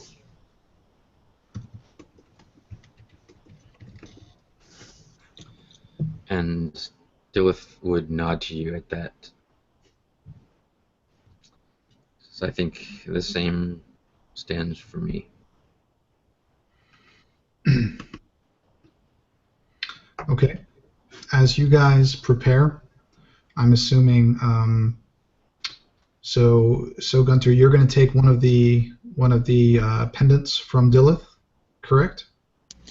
Yeah, Yeah, so he would take that and probably a cloak as well, so he can cover most of himself and cover up his head, so he can wait till he's just within range of the city, like just at the last second he can possibly think he could cast a spell and not be noticed before he would take on his more human appearance that he usually uses. And maybe embellishing his armor a little bit more with the Dismembered Lord symbols. But yeah, he's going to try to make himself out as a soldier. Would he know, though, where on the other side of the city, or maybe even somewhere in the city to start with, somewhere towards Svir, that he would be taking two Tomeheart prisoners? No, he wouldn't. He would know that from what the prisoner told him, that the Tomehearts are unwelcome and that they would be arrested. So you would know that if you brought them and you represented the Dismembered Lord, that it's probably fair to say that they would tell you where to go with them. But you don't have any knowledge of what is after that. All right. So he would, I mean, he's just kind of flying by the seat of his pants then and hoping his friends and all this will work out well. So, but he doesn't see any other real good option. He doesn't like the idea of waiting or trouncing around, sneaking through the forest, because he's not sneaky. Okay, as we prepare, said Forge and KT4 get in the back. You guys make the rope look like it's latched, but it's really not. They could get out. Dilith begins to walk alongside the carriage as Gunter begins down the road to the west. And as we get over a final large hill, you guys do see the city of Aberwith in the distance. And before we get closer, we're going to take a quick break. Two or 3 minutes, guys, if that's okay. Yeah. That's perfect for me. All right. Get yourself some drinks, do what you need to do. We'll be back in just a minute. Hope everybody's enjoying it. Oh, yeah. Hell yeah. Yep.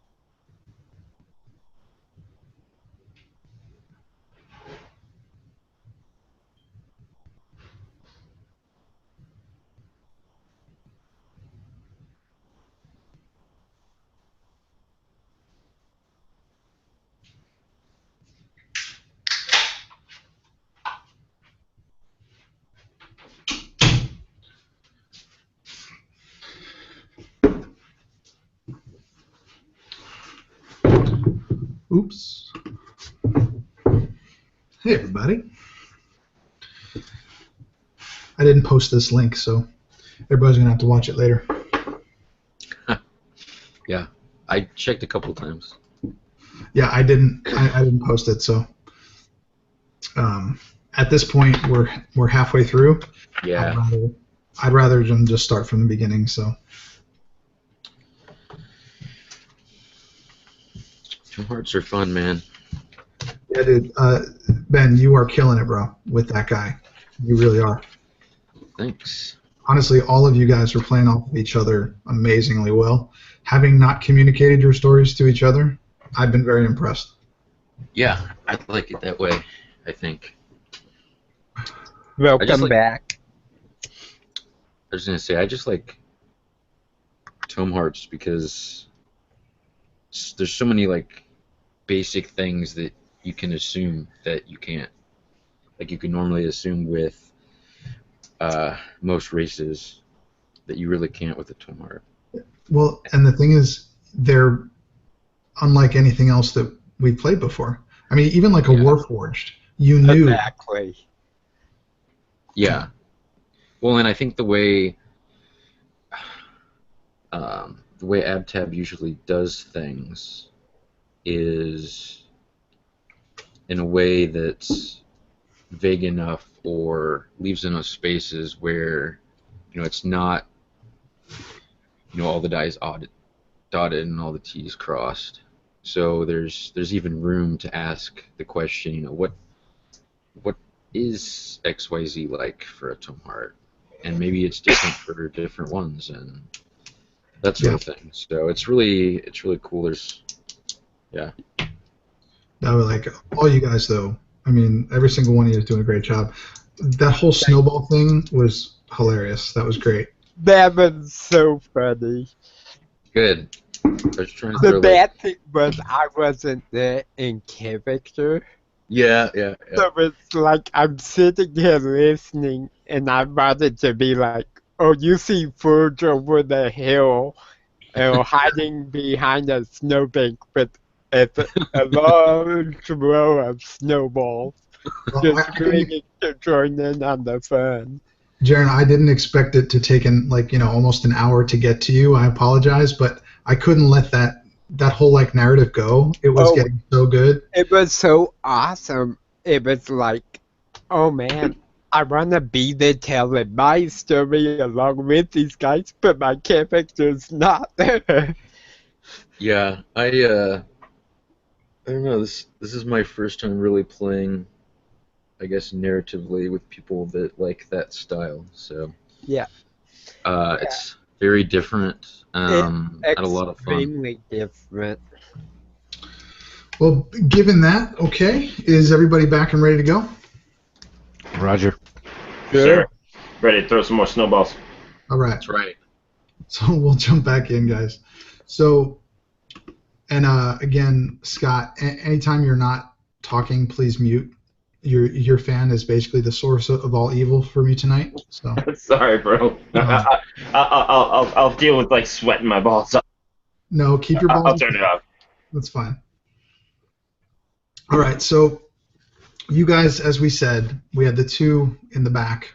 We had Gunter at the reins of the horses, and we had Dillith strolling beside. And as the city comes into view, and as the city guards at the front gate come into view, Gunter, again, I believe you're casting Alter Self, correct? Yes, I am. Yeah. Okay. To look like the human form of what he was before. And you come up to the gates, and both of the guards are both holding large halberds. They're in black and red chainmail armor. They on the chest they have a pendant like you do, and just like Dillith does. Apparently, this is what is given to the lordsmen as a symbol of what they are. And they cross their halberds as you get close, and they say, "Halt! Who goes there?" I come bringing some guests that I think our Lord would love to have back. Can you tell me where to take these prisoners? They can't see from where they are, but one of them walks around and takes the long way around Dillith, very hesitantly staring at this behemoth of a creature. And he looks and he goes, "Two? You bring him two today? Well, we've already got the one that we need for the day. You can bring them in. Just bring them to the stockades. They'll just keep them in there until we need them tomorrow." And he just looks at the other guy and nods. The guy looks at Dillith and he looks at you, Gunter, and he stares. He kind of does a little side look, but you see his eyes on both of you go straight to the symbol of the Dismembered Lord that hangs around your neck. Would any of us notice this by chance? Yes. Gunter and Dillith would both notice that they're looking at these pendants. Would KT notice that this guy is staring intently? No, you guys are facing the other way, and you're in a covered wagon. So you are basically sitting there like a prisoner. And when he notices this and he looks at you with that side glance, he looks at the other guy, nods, and yells, "Open up, they're coming through." And the gate opens. And you are basically shuttled in. And you go down a short drive, so to speak. It's obvious that this city was once great, just stone and marble everywhere, but it has fallen into disrepair, and some of the blocks are unkept and cracked, some crumbling. Some of the stairs up to the ramparts are crumbling or even missing. The town smells of garbage and sewage. It's not a place that you want to be. It's not a place. Everyone you see is covered in mud and dirt with tattered clothing, and there are a lot of people just wandering around. You see beggars and said hundreds of peasants just amongst the street. You don't see many vendors or merchants. You mainly just see dirty people, and among them the lordsmen of the Dismembered Lord stand out in their bright red and black armor, clean and shimmering, well fed. They definitely don't look like they belong here. And as you go through, you open the drive opens up into what looks like a main square. And in this square, you are pointed by one of the lordsmen to go around the outside. And as you do, he points to where you should stop. And a crowd of 80, maybe 90 people have gathered in the square. Now, you see this large crowd, mainly of peasants, and in front of them on a large platform, you see 4 of the lordsmen again standing up on this raised platform.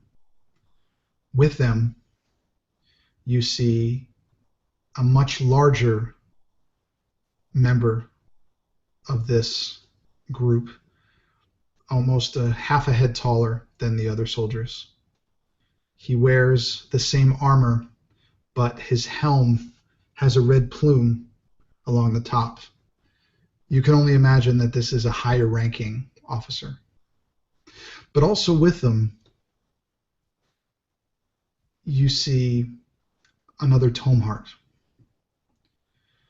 He's stone in construction, short, probably 4 feet tall, and he is chained to some iron posts and laying flat on a metal slab.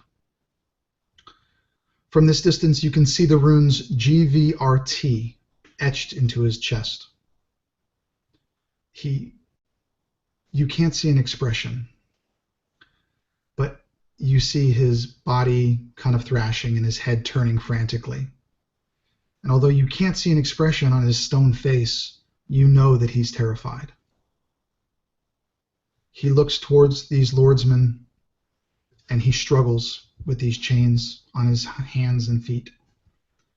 And he says, in a very strange, almost childlike voice, "Gavrot minds. Gavrot not bad. Gavrot minds. Gavrot good." It's obvious to all of you that this Tomeheart has just awakened. He has the mind of a child. And as the Tomeheart speaks, the lordsmen and the peasants laugh and heckle him. The highest-ranking lordsman holds up his hands for the crowd to be silent. He opens up and unscrolls a parchment and reads, "By order of the Dismembered Lord, this awakened abomination has been sentenced to die. His energy taken to serve our eternal leader." He looked down, rolled the parchment back up, and asked the Tomeheart, "Do you have any last words, creature?" Gavrot raised his head towards the captain and said, "What is die?"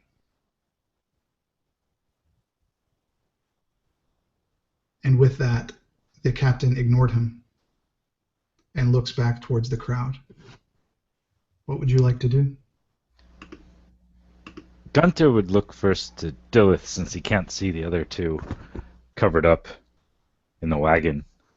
And that look, he'll kind of move down and kind of move over as the whole thing started, so he's over there by this point.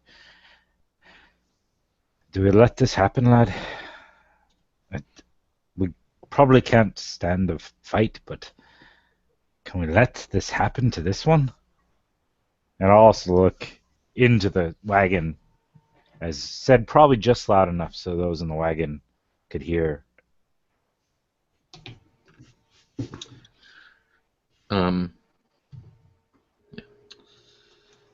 Dillith, as you move a couple steps closer, his hands are not shaking, but he has just this form of intensity, and you might see the metal shaft that runs through his shield, which his hands are still on, is bent just a little. And he looks over to you and says, I don't know if we can, but I feel something new for the first time again." And he's looking at you, Gunter.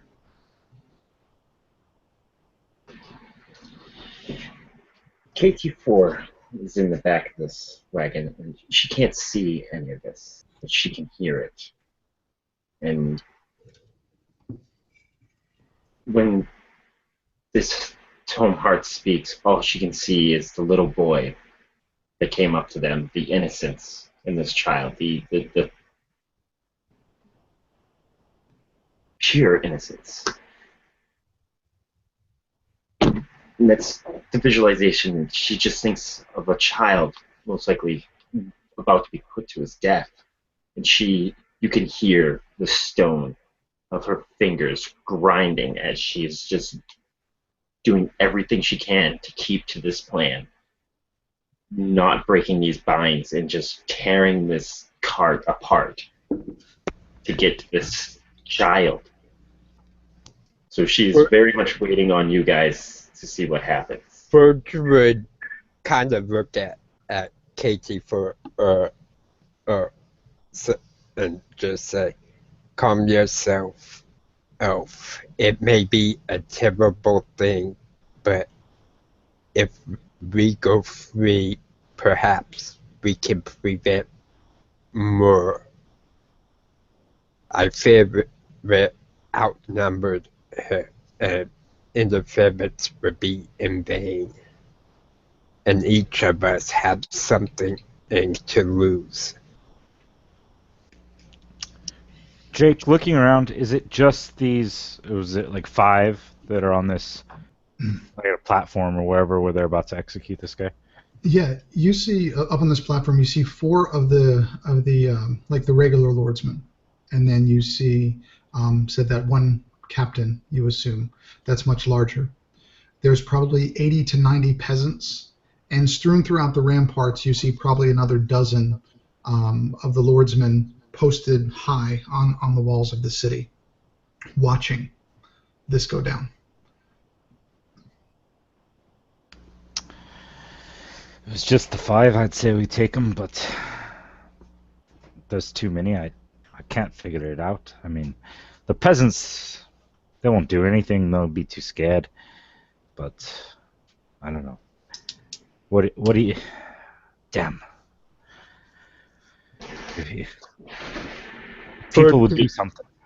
Ford would hear this and just almost mutter, but just loud enough for his party to say, be able to hear him. And he would just say, it is better that one should sacrifice themselves than the many that we can help in the future be lost because us reacted hastily. But this is not one sacrificing himself. This is one being murdered. Aye. And we still don't know how to get out of here. Perhaps the distraction here could help us move on.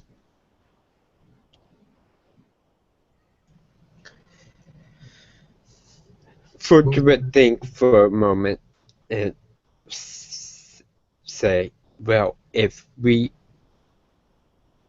are to act, perhaps we should abandon the cart and release the horses. I'm sure I could convince them to go on, I guess you would say, a stampede. And perhaps that would give us enough distraction both to save the child and to make our own getaway on foot. What other magics do you have up your sleeve, Gunther? Is there a way that you can heat the chains so perhaps he could free himself?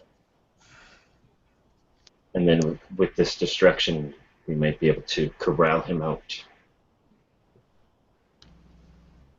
I have nothing that will free him from this distance. More for just being an aid in battle. I can thin the herd. Out of those 5, I could probably at least damage them severely. I almost think we should free you 2, pretending like we're trying to stop you, while I fling some damage at them. I have a terrible aim, you know.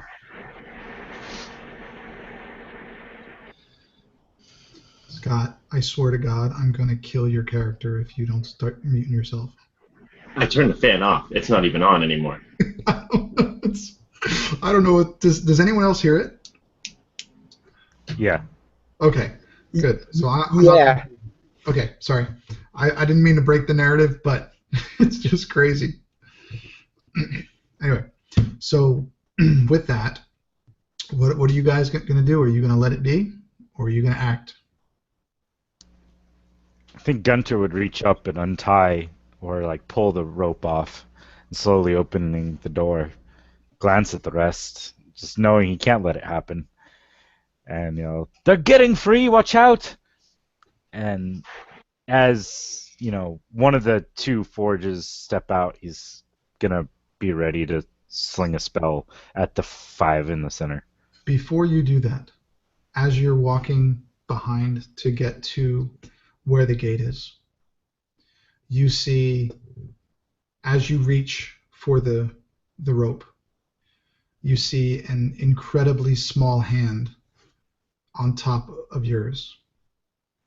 And you look down and you see a very small, even for gnomes, rock gnome. And he looks up at you and he just shakes his head. And he says, "Just let it be, lad. Just let it be." And he keeps his glare at you. He does not break the contact from your eyes. And he just keeps mouthing, "Let it be." There's something in that stare and that like gentle touch from this tiny little gnome that for somehow is able to command enough like presence that Gunter rethinks it and then looks at the others and nods no, like realizing the wisdom in this little gnome, and will bring his hand down.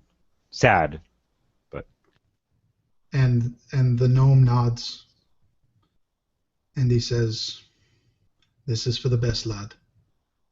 And with that, your attention goes back to the platform. And one of the lordsmen grips a very large maul. And he looks at the crowd and smiles. And with both hands takes the maul and smashes the rock chest of Gavrot. And you hear Gavrot go, "Roar!" And you see some of the arcane energy inside of him kind of spark and jump out. He has cracked this stone.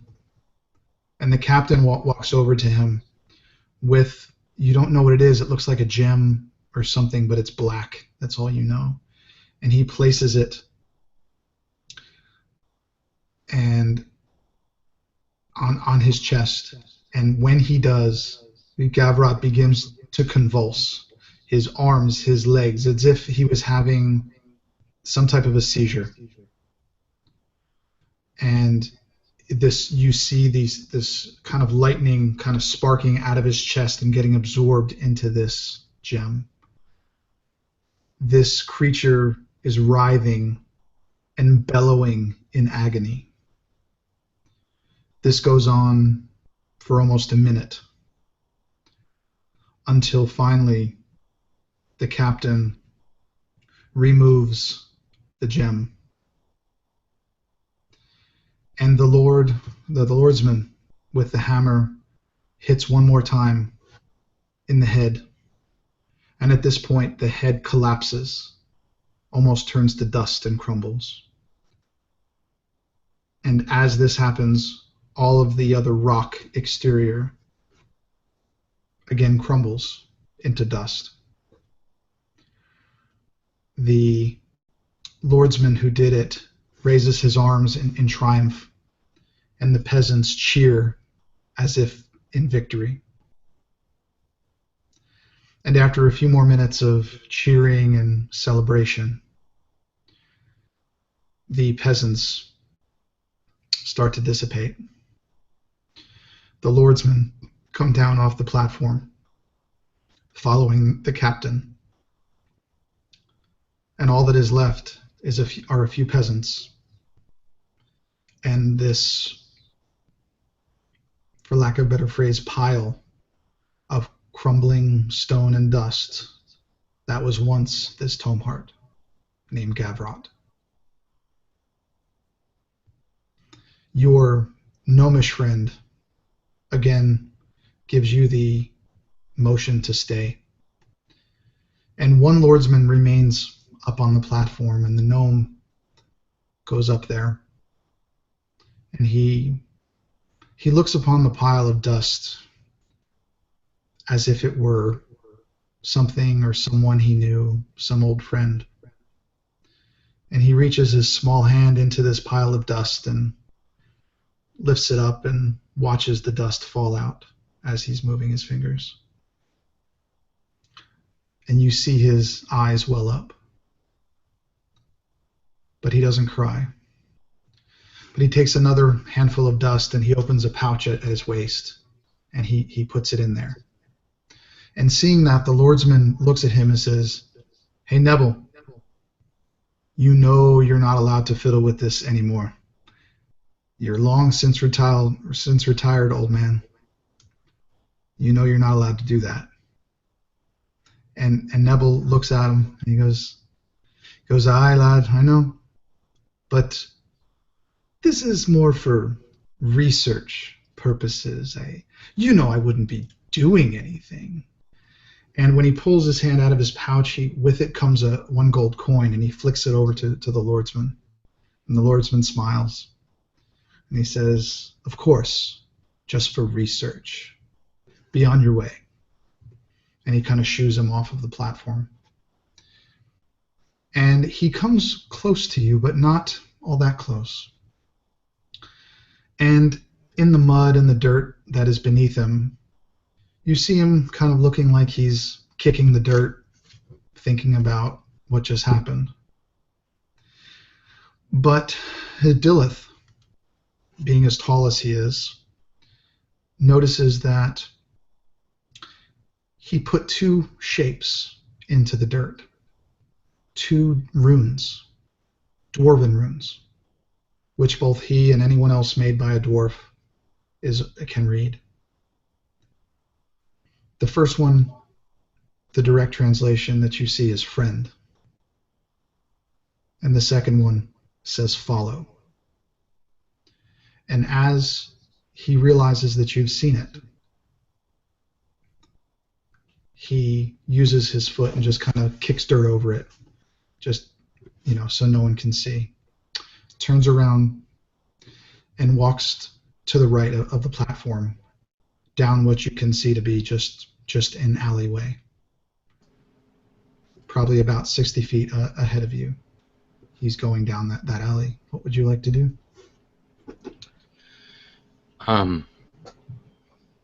Dilith locks eyes with Gunter until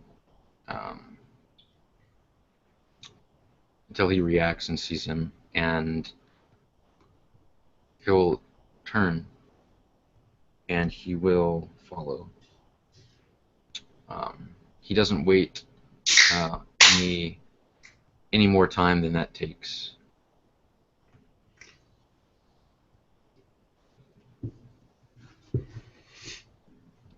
What about the rest of you? Forge would first off commit it to his memory the face of the man that killed the child awakened, and just almost a silent promise that one day that Tomehearts shall be avenged. And he would finish trying to get out of this cage that we've set up to look like we're confined. Having read the Dragongrin ruins, says, "I'm not sure about this, but it seems our best bet." And he'll climb down and just start to follow as well. Would there have been other lordsmen nearby enough that they'd be paying attention to this cart or anything? If you bring up the rear, I'm assuming that Dilith started walking, following the gnome, that KT4 and Forge went after him, still bound by their hands, and that you followed up the rear. It would not look all that strange, as that is the direction of the stockade. Yeah, because that's exactly what I was thinking, is that as they get out, I would kind of shove them towards this alleyway, towards this path, and then, follow behind and get to moving you too, and just kind of continue that way. And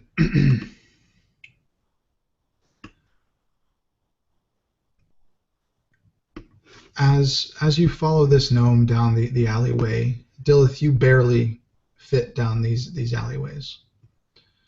It's kind of a serpentine pattern of lefts and rights, but the gnome always makes sure that you can see him. And he comes to a small door, small to you, large for him, and he walks inside and leaves the door open and motions for you all to follow him. You don't notice anyone following you. You don't notice anyone coming. You just notice the open door. Would you like to go in? Dilith crouches down and sort of shuffles inside. And everyone else? Yeah, I mean, Gunther would bring up the rear, assuming the other two are going in. He'd kind of give one last look around, just trying to see if anyone was watching him or spotting him, but then would try to slip in as quickly as he could afterwards. You would notice that the whole way there, KT4, she's the closest simulation to weeping that she could get for this child. And as soon as she gets through the door, she just snaps the rope and almost starts parading around like she's so fidgety that she just wants to break something and trying to control her anger, knowing that probably smashing up this house is not going to do anybody any good. Okay. What about Forge? What would he be doing?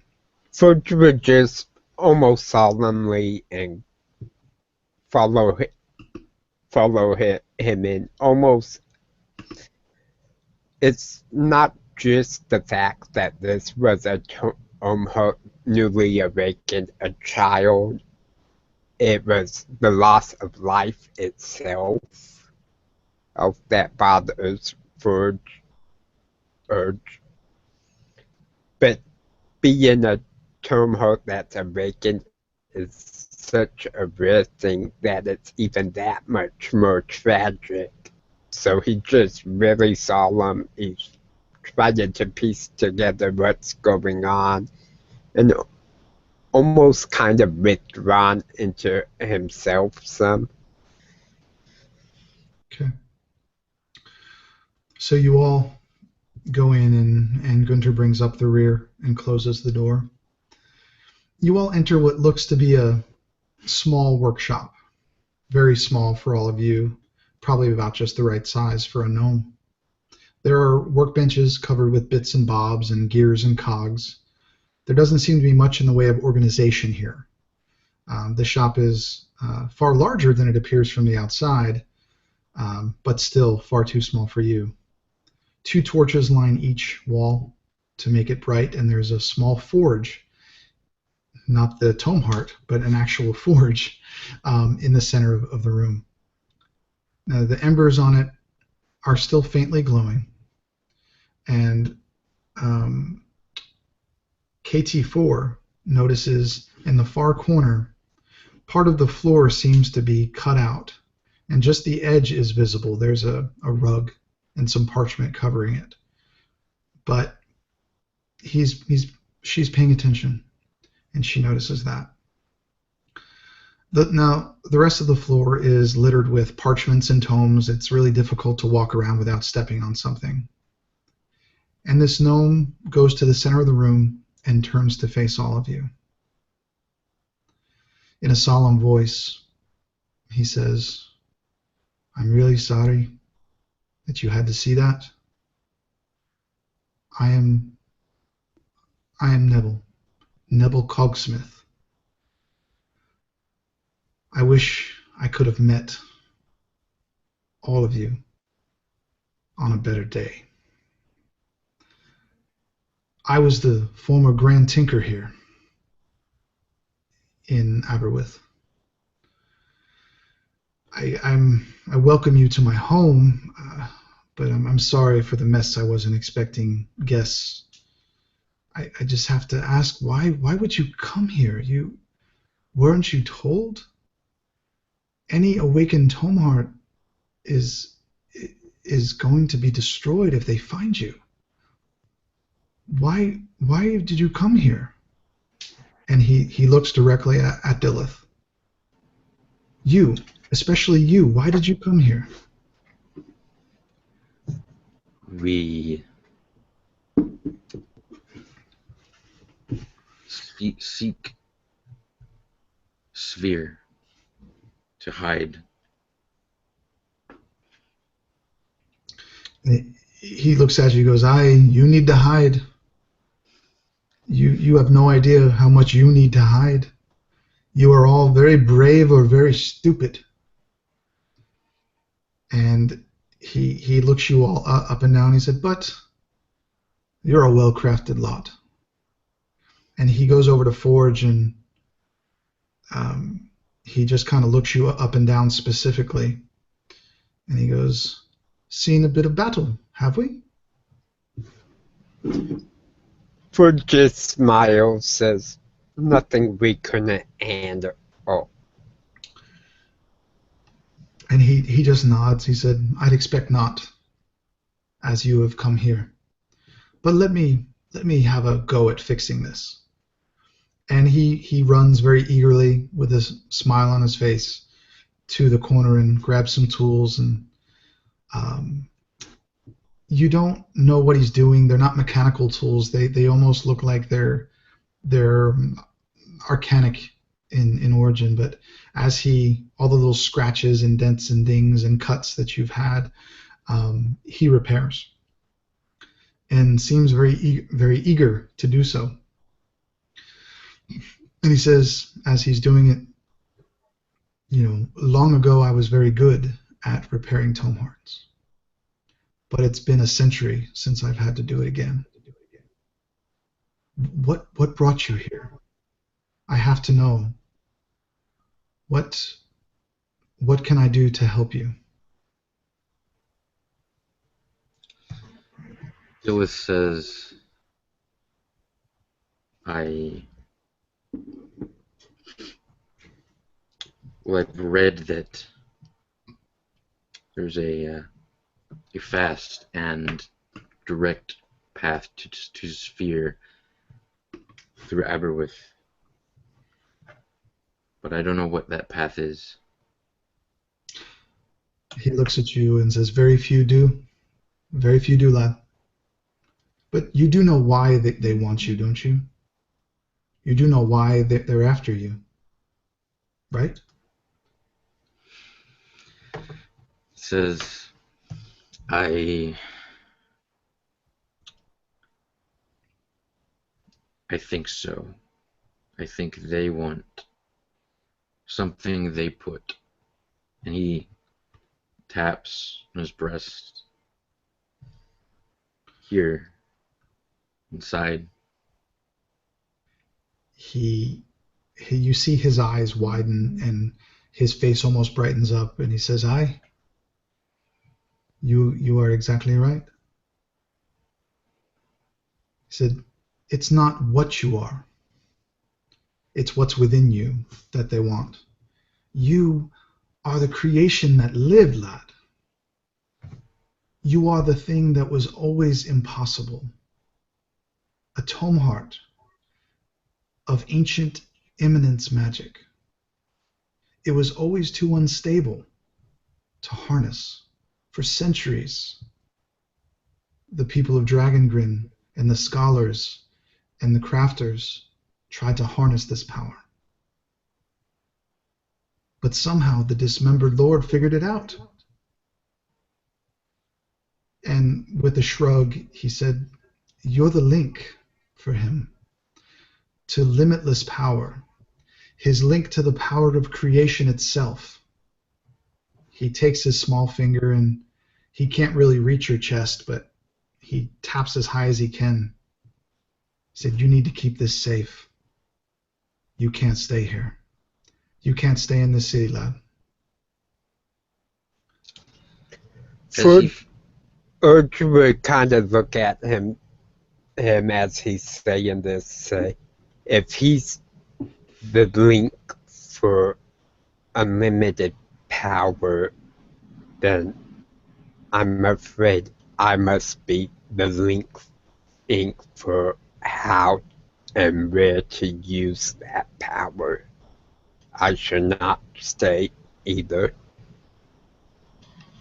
And the gnome looks at all of you and says, none of you can stay. All of you have something special within you. But this is the reason. He is the reason that the Dismembered Lord has sent so many after you. And he will continue to send everything he has after you. So as he finishes speaking, Dilith, he loses grip on his shield, and it doesn't clatter, it crashes to the floor, and he looks up again and says, I knew whatever he hid inside that he could not have, but that I did not know. Even before now, I was committed to death or hiding, no capture. But even more so now. If we move together as one together, I fear we must all make that same pledge.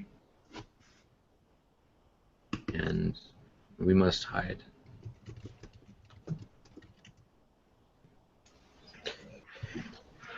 First, you would kind of look at Elliot and nod and just say, my pledge was made before we even met.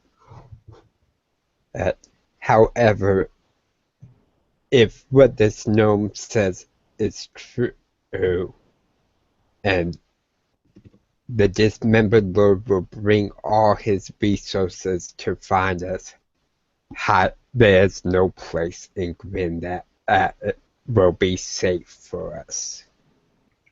Not even the Svir Mountains. And he looks at you and he nods. He says, the Svir Mountains are not safe, but below the Svir Mountains may be. You will not go over them. You will go under them. And I may know a way to get you there. At this, KT would kind of perk up, and she would first kneel down, getting as close to this little man's size, just to let you know, on our way in, we ran into some prisoners that you may know. At least one little boy who referred to you as the Gear Man, who was smaller than he, said that we needed to find you. We freed them. As to where they are going, we do not know, but they are safe, if you knew any of them. And if you can get anyone out to look for them, that'd be greatly appreciated, especially the young boy. You see, again, his face lighten up. And he says, you truly are bearers of good news. That child is my friend. And as you've probably found, a friend to all he meets. He sent you to me because he knows that I used to create things like you. Unfortunately, none of my Tomehearts ever awakened, but I helped create many that did. And he looks at you, KT4, and he says, and you, such a large being constructed by such a small race. You were created by gnomes, correct? My master was a gnome, yes. I knew him for minutes, though, before he died in my arms. then he fulfilled his purpose, as you will fulfill yours. Do not dwell on the dead. Remember what they've taught you, and fulfill your destiny. And with that, he walks over to Forge, and again he looks at his work and his repairs, and seems happy with them, and walks over to Dilith, says, would you mind taking off those pendants? I don't want them in my home. Dilith would absolutely take them off. And at that moment, you hear a very hard rapping at the door. Just a... And you hear a voice from outside, a very low, manly voice. And you hear him say, open up, Tinker. By orders of the Dismembered Lord, you will allow me in. At that, KT4 would definitely, she would already kind of start be walking towards that corner that you mentioned earlier, knowing that there's something over there that most likely it's a tunnel or some type of escape hatch. It's not a little bit lower and hidden for no reason. And she'd kind of wave the others towards that corner. Well, Nebel actually quickly kind of shoos you away from there and into through an opening that looks like it's in the back of the shop into a different room. And he says, just go back there and hide. I'll get rid of them. Just hide. Just be quiet. They come here all the time. They never find anything. Just go back there. Forge would follow the gnome's instruction and quickly move to the back room and try to hide the best he could. Okay. What about the rest of you? Gunter would as well. I mean, he's figured out that this gnome is definitely worth listening to, and he'll start heading there, pausing at the opening, giving one last look at the gnome, like, you sure you don't need any help? Given that Gunter knows he's the only one that looks not like a Tomeheart right now. But I'm assuming gets shooed away and heads back in. Just keep showing you just go. And the rapping on the door just keeps getting louder. Yeah, definitely go back there. Yeah. Dilith almost hesitates for a second, like he was going to say something to him, but there's no time. So, he picks up his shield and heads back there. Dilith, what did you do with the pendants that you took off? Where would they be? I assume he would have put them in his pouch. Okay. So, basically, you all go back into this back room. You can only assume that it's a bedroom. It's a gnome-sized bedroom. The four of you all together, both Forge and KT4 are standing on this bed. Dilith is taking one side of the room by himself, and Gunter is taking up the other side. It is very cramped. It is very small, and you barely fit in. But you do fit. And Nebel opens the door, and through the slats in the wall, very briefly, Gunter, you're the one that's facing it. You can see the best. You see the captain of the guard standing at the doorway. And he enters the workshop. He seems a lot larger up close. The only one he is not taller than is Dilith. And he's extremely broad. You see a ruby-hilted longsword in his belt and a shield slung over his back. And his chainmail, again, that black as pitch, and just that red accent to it. And he says, "Who is in here with you, Nebel? You know the penalty for lying." And Nebel replies, "I assure you, Crimley, there's no one here but us." And the captain that Neville called Crimley looks around, and he very quickly juts his arm out and grabs Neville by the throat and lifts him up and raises him eye to eye. He says, "Are you lying to me, gnome?" And all you can hear is Neville gasping for breath and just saying, under his breath, best he can, "No one is here." What would you like to do?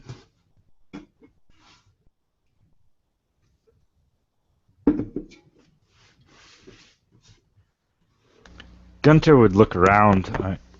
He doesn't want anything to happen to the gnome, but he trusts him. And for now, he's going to wait and kind of look at the rest and kind of gesture with his hand, like, wait till the last second.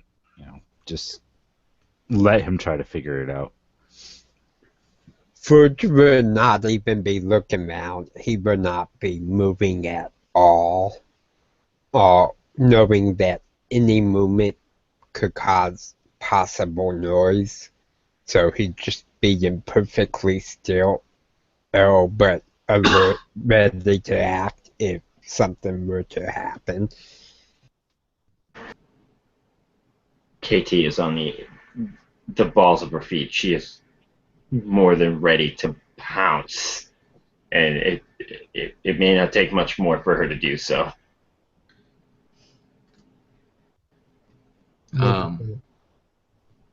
I imagine that Dillith hunkered down and taking up half of this room. Maybe his face can't even be seen. He's got both hands hunkered down on his shield, and he's sort of curled up a little bit. He probably, at this point, just looks like a huge mound of rock, and he's still. But he's certainly has heard anything that's been said out there or in here. I'm sure Gunter has his hand out, and it's probably on my chest, no, stay. And with that, because you are ready and you are kind of on the balls of your feet, and you are kind of leaning, you hear the bed creak. You hear go, and with that, the captain who's holding the gnome out by the throat looks towards you, and he sees through the slats. He sees Gunter's faint glow of his eyes, and he drops the gnome and pulls out his sword. Roll for initiative, gentlemen.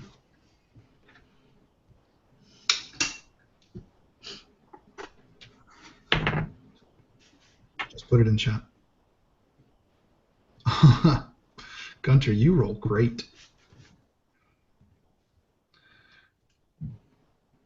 Killing it with this initiative. Yeah, man, that's awesome. Good job, dude. All right, so we're gonna go Dillith, Forge, KT4, the captain, and Gunter. So you four are still in the room. Dillith, what would you like to do? Yeah. Hearing the creak is enough. Enough for Dillith to react. He knows, he has in his mind that that this guy may just right then and there try to end this gnome's life. And so he barrels out of the room and moves himself in front of this captain. And I imagine the gnome is maybe on my left or something like that, Nebel. And he he speaks a few words, but as he speaks them, um, just the way that his eyes look and how his mouth might move, it seems like something else is speaking them for him, and almost like he's vomiting up these words when he speaks them. And he says, "Has Loon Mord," and reaches out to try and touch this captain.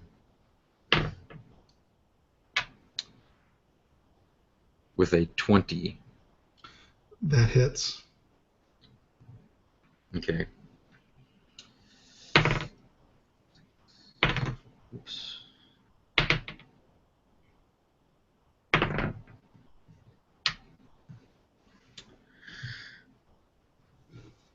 So as he touches him, just this fist-sized, sort of amorphous cloud of like lightsaber red energy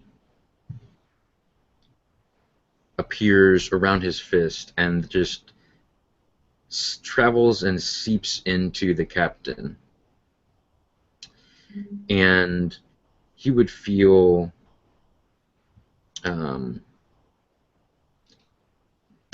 extreme pain as he takes 13 necrotic damage from inflict wounds. Okay.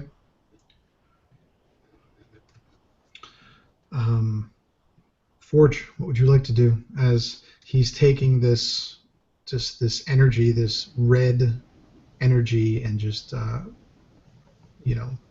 this agonizing pain has racked his body?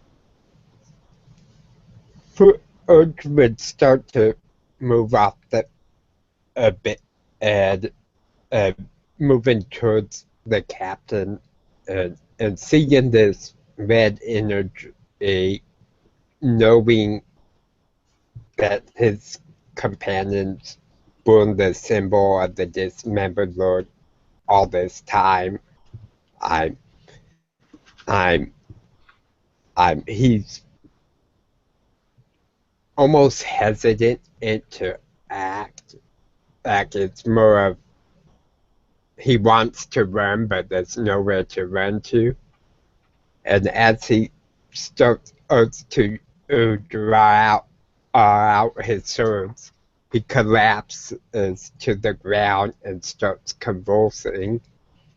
And I'm going to throw a twist at the DM here because I'm going to play off of one of my flaws, I believe it is, in that I see visions of an upcoming disaster and would do anything to prevent it. So as I'm convulsing, I'm going to experience whatever this vision is, and then hopefully in time to help my party come back to my senses.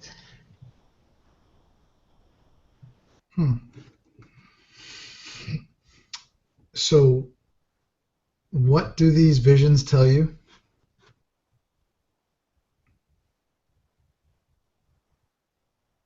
That is up for the DM.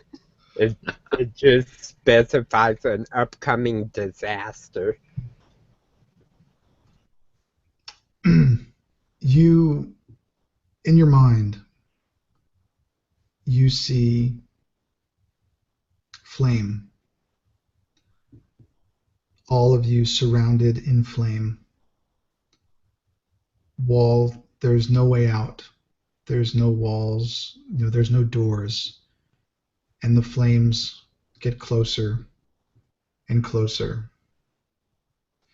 And you look to your right and you see the charred body of Neville in the flames. And when you see that, the shock of that snaps you back to reality.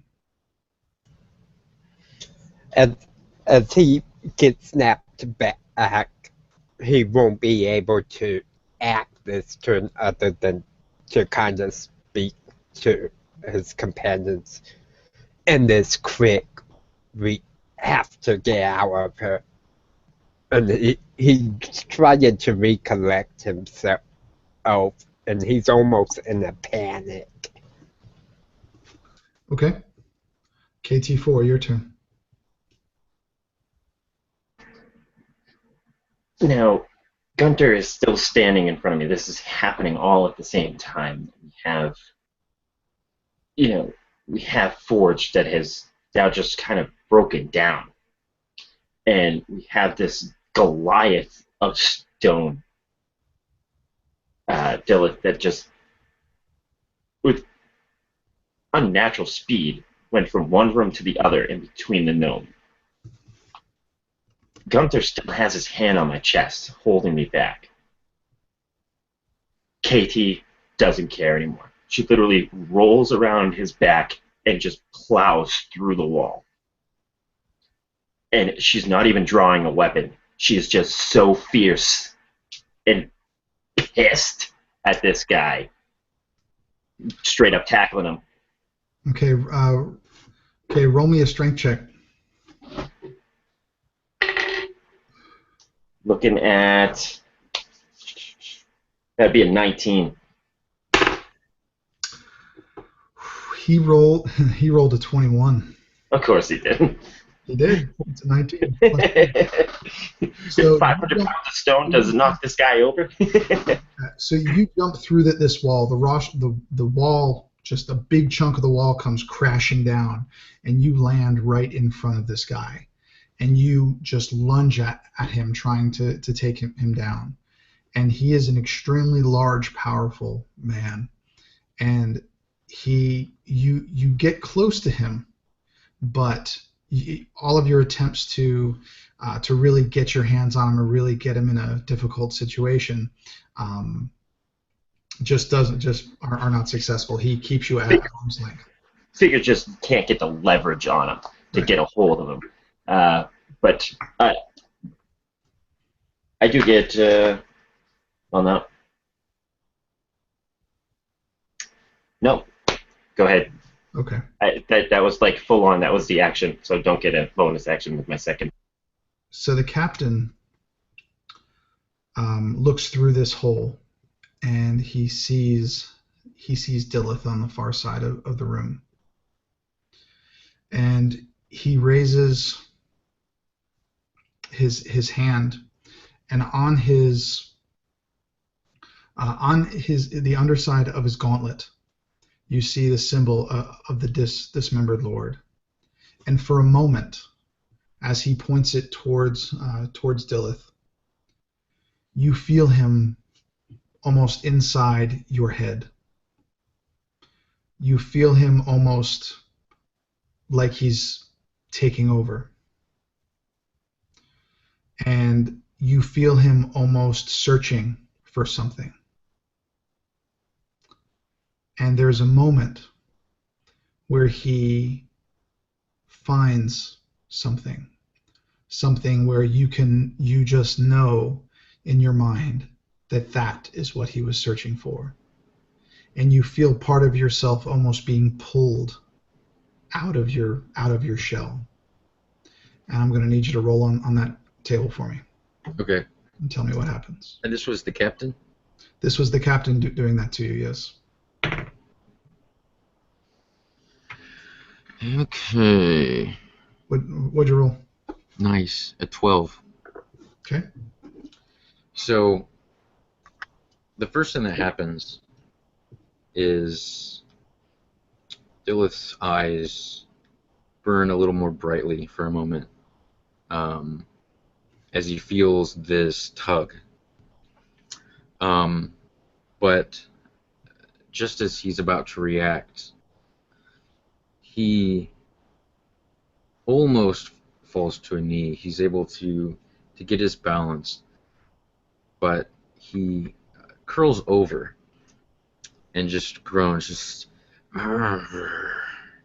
And strangely enough, as that happens, these thick green vines erupt from the floor beneath him, destroying part of a few of the floorboards, and they grab at his legs, and he is currently not able to move. Okay. And after that, because the captain has a second attack, he unsheaths a longsword, and he swings at KT4, who's in front of him.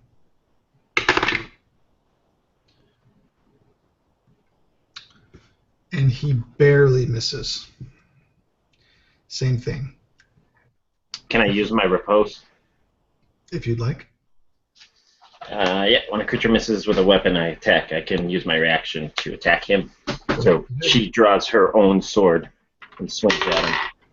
And that's going to be 15.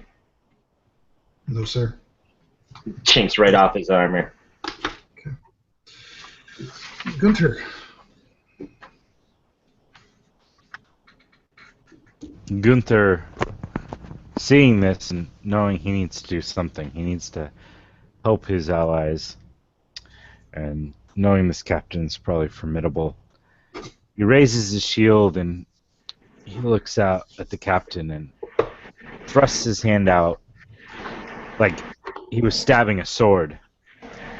And as he does, the blue energy seeps out of the crystals on his arms, and in the air, flying towards the captain, emerges a glowing, like bright blue bastard sword as he's casting spiritual weapon, flying at him, seeking to attack this captain with the sword.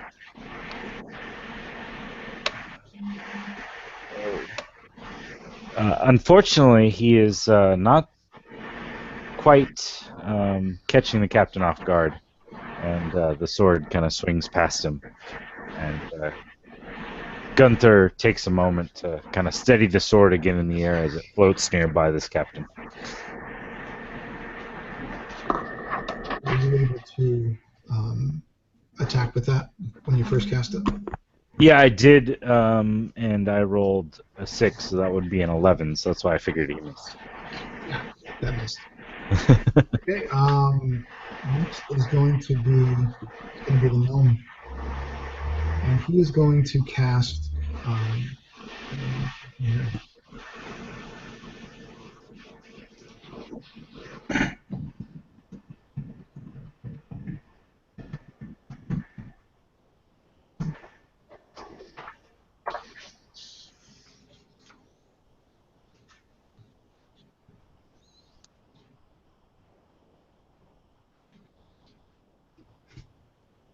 the gnome is going to stand back. You guys are all engaged with him, and he's going to pull out what you don't even know what it looks like, but it looks like some type of a constructed crossbow or something.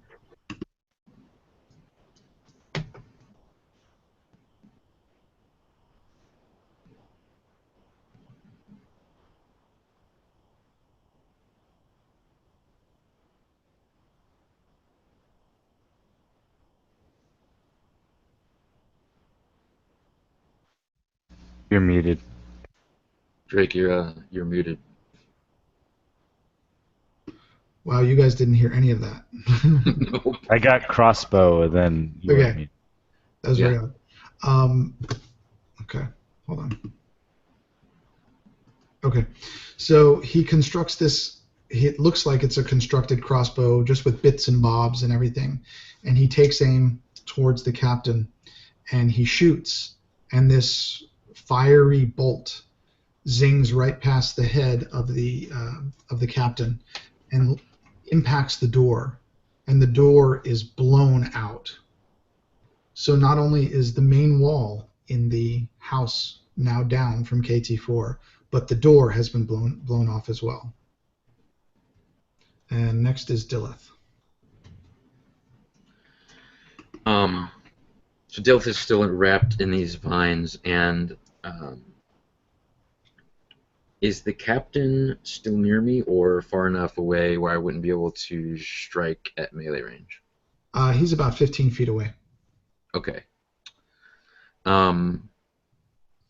But still no one between me and him? Except for KT4, but you can probably throw something or do a spell or something if you wanted. Okay.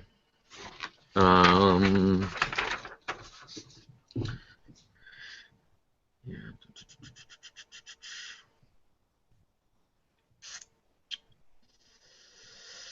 Okay. This time, as Dillis speaks words, the words come a little easier, but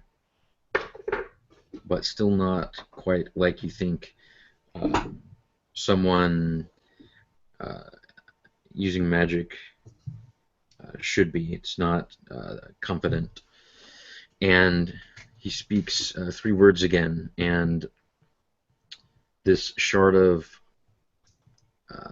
yellow energy streaks from the shield's holy symbol at the captain. And I'll need to roll. That is a 14. Does not hit. Okay. So, yeah, I imagine Dilith is completely off balance at this point, and he needs to, in some way, aim this, and I think it just goes wide, and it probably blasts a large hole in the side of the wall next to the door that used to be there.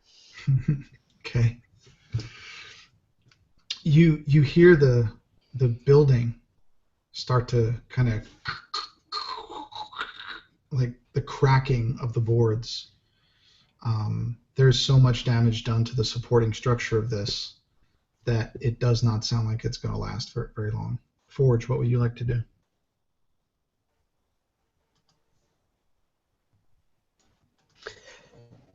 Unfortunately, Forge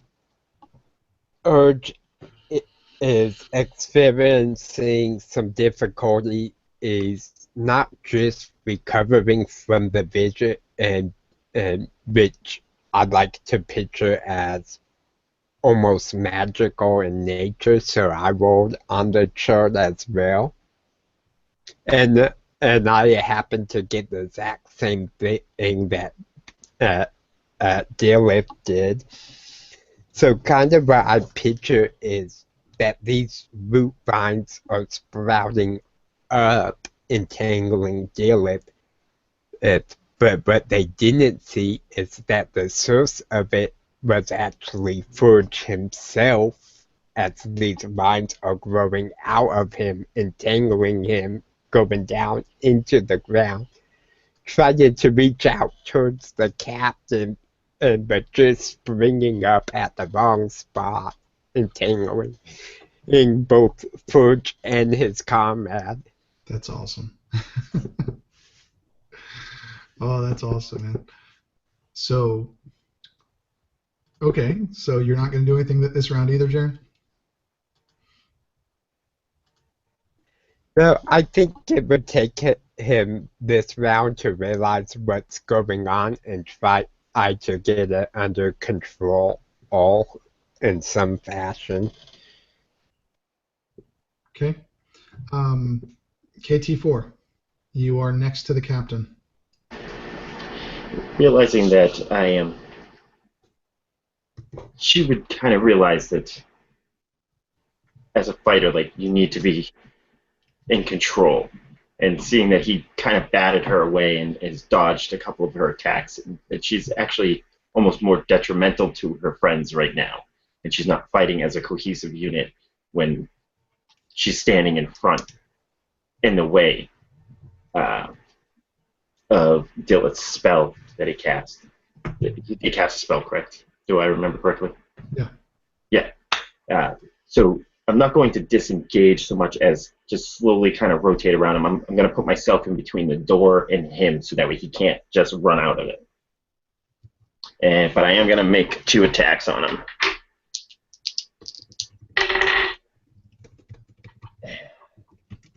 All of a sudden, my dice do not want to work. 13 and then a 7 on both swings. Not hitting on either. No, sir. You know what? I'm going to use my action surge to swing one more time at him. Let's go with a different dice. I like you. 16? No, he just bats it away with his sword. He is very good at what he does. He is very well trained. There's a reason he's a captain. You are, at best, a novice with those swords right now. That's what it's looking like. And yeah, good. Scott? Okay, you're good? Okay. And the captain will, again, try to swing at KT. You know, this one that keeps trying to do it. He's just going to take his longsword out and try that. And that's a 21, so he hits. And you are going to take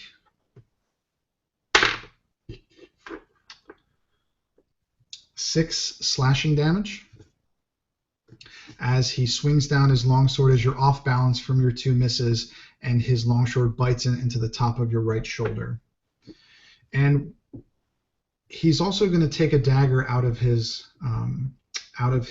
belt, and he's going to throw it towards Nebel. And he's going to sink in hard.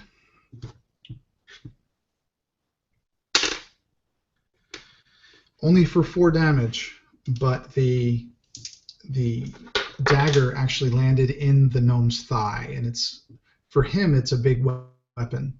And Nebel actually falls to the ground, just unable to stand with this dagger sticking in his thigh. Gunter.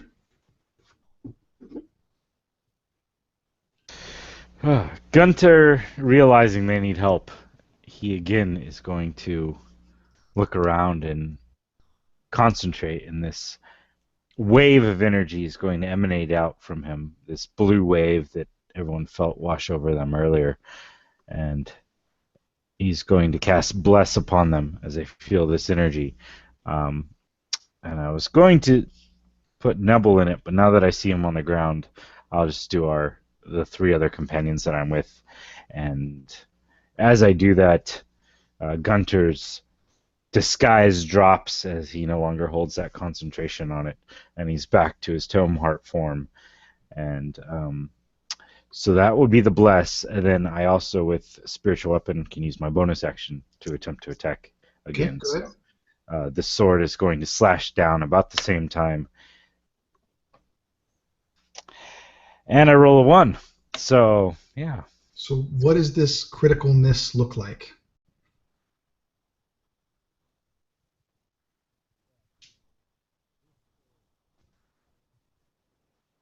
Bill, you there?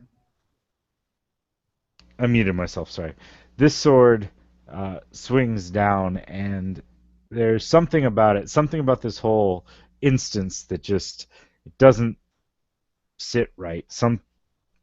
Something in his head that isn't working. And as the sword comes down, I almost imagine that there's something about this captain, whatever ability he has, whatever magic he was using, completely dispels the sword, and it shatters upon trying to strike him.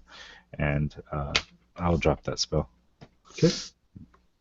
Dilith, the vines around your feet that have encompassed you and Forge, they've kind of pulled back, and they kind of go back into Forge's legs.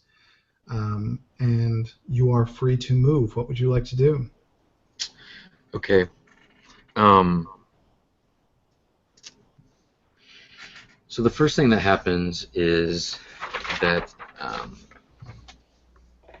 Dilith speaks again, and speaks these words, to Comvran Zulek, and this time his voice is different. It's a little more confident, and this ghostly warhammer appears in front of him, and flies towards the captain. Okay.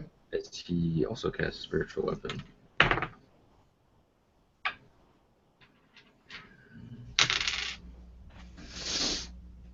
$19. That hits. Ooh.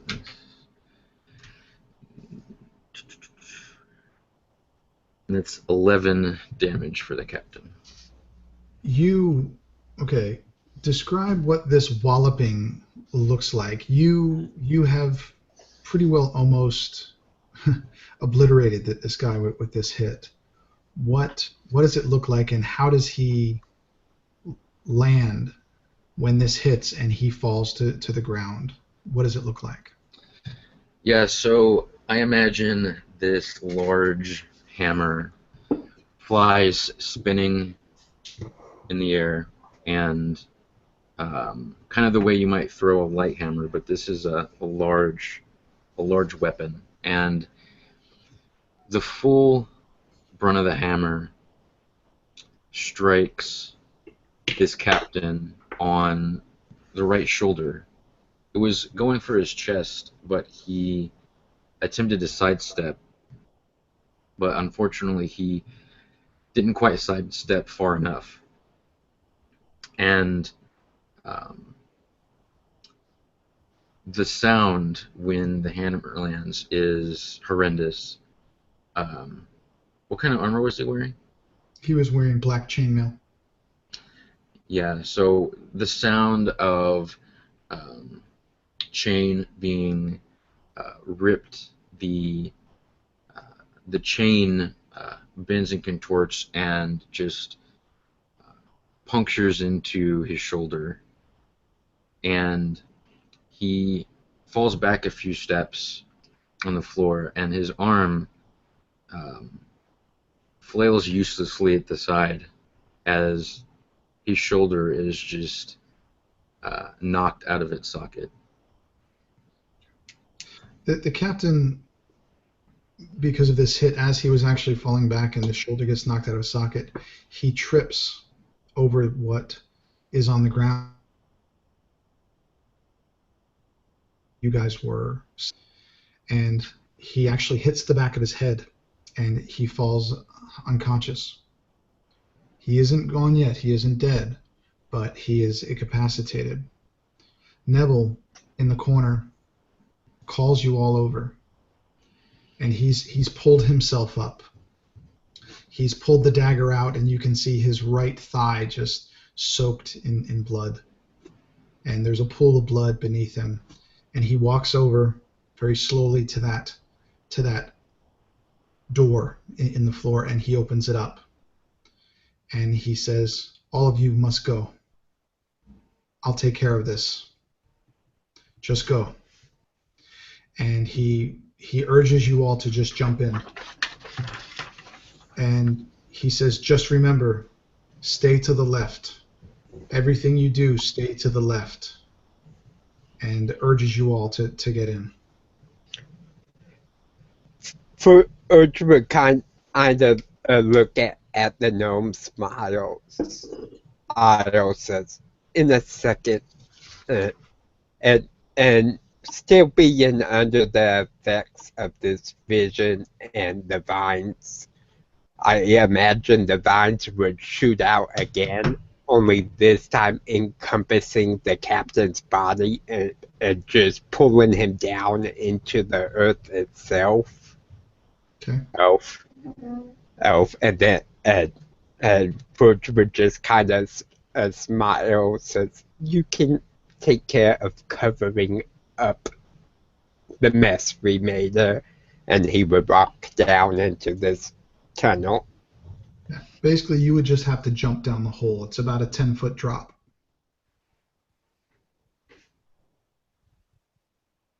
And what about the rest of you?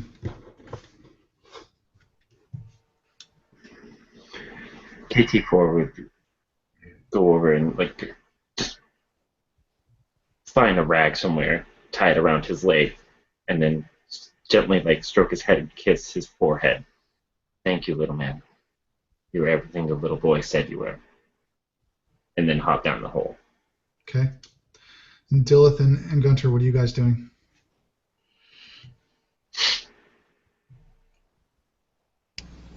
All right.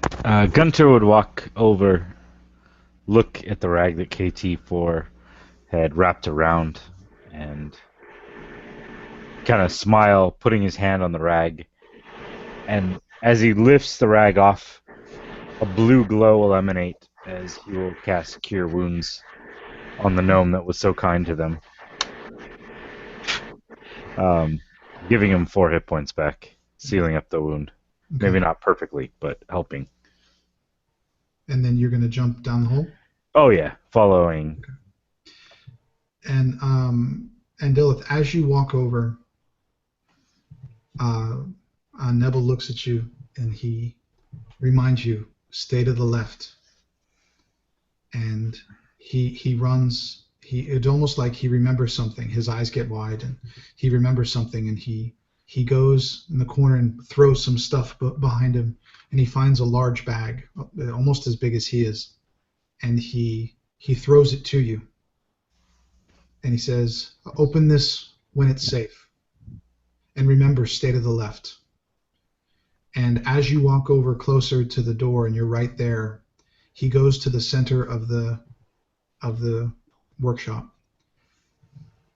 And he uses all of his strength, the limited strength that he has, and he pushes the forge over in the center of the room. And those embers that were still glowing start to ignite the parchment and the tomes and the wood. And very quickly, the fire spreads throughout and engulfs the workshop. And the last thing you see as you jump down that hole is Nebel looking down on you, smiling. And he mouths the words, "You keep it safe." And the door slams. And you guys are in darkness.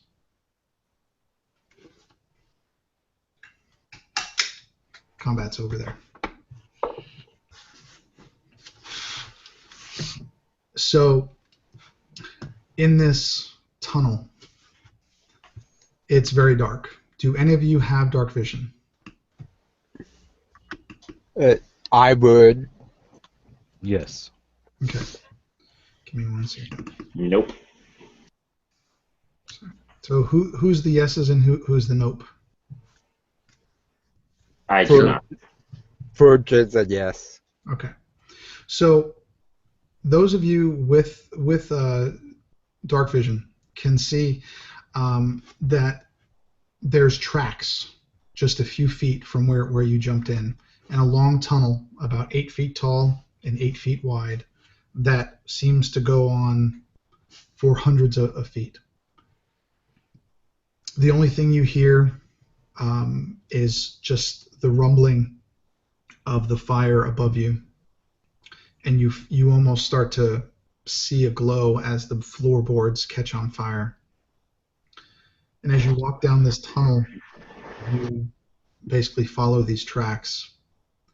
And as you get a little bit further, you hear small explosions and pops coming from behind you, where you assume the workshop, the chemicals and things have begun to explode.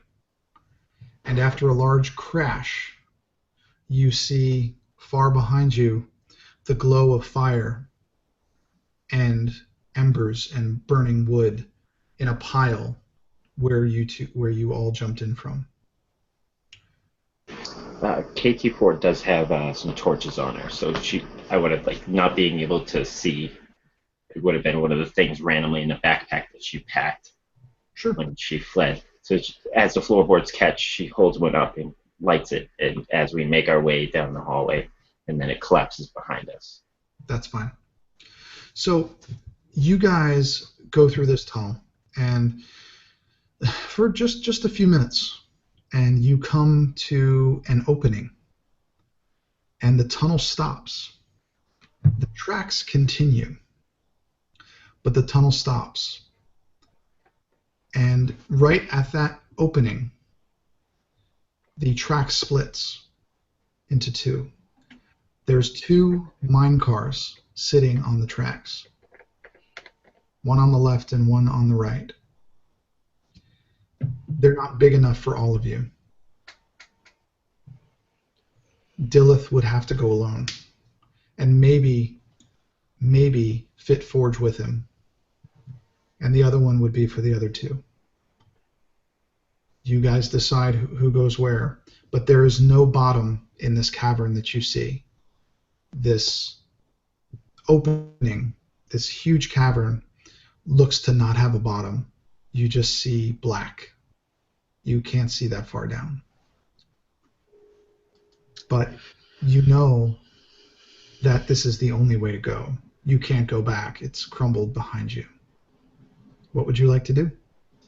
Forge would kind of look at his companions with almost a strange expression, for he had made a vow to help see Captain, and all he did was get in the way and even help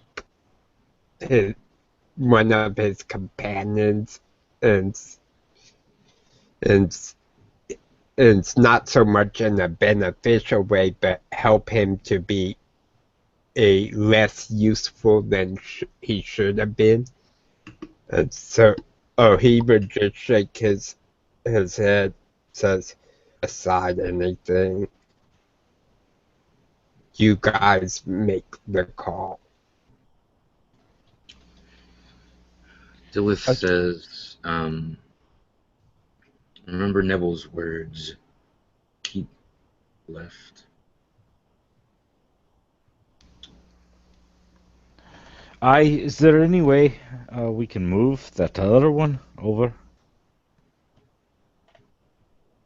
Left's the only way to go, but I don't think we all want to walk.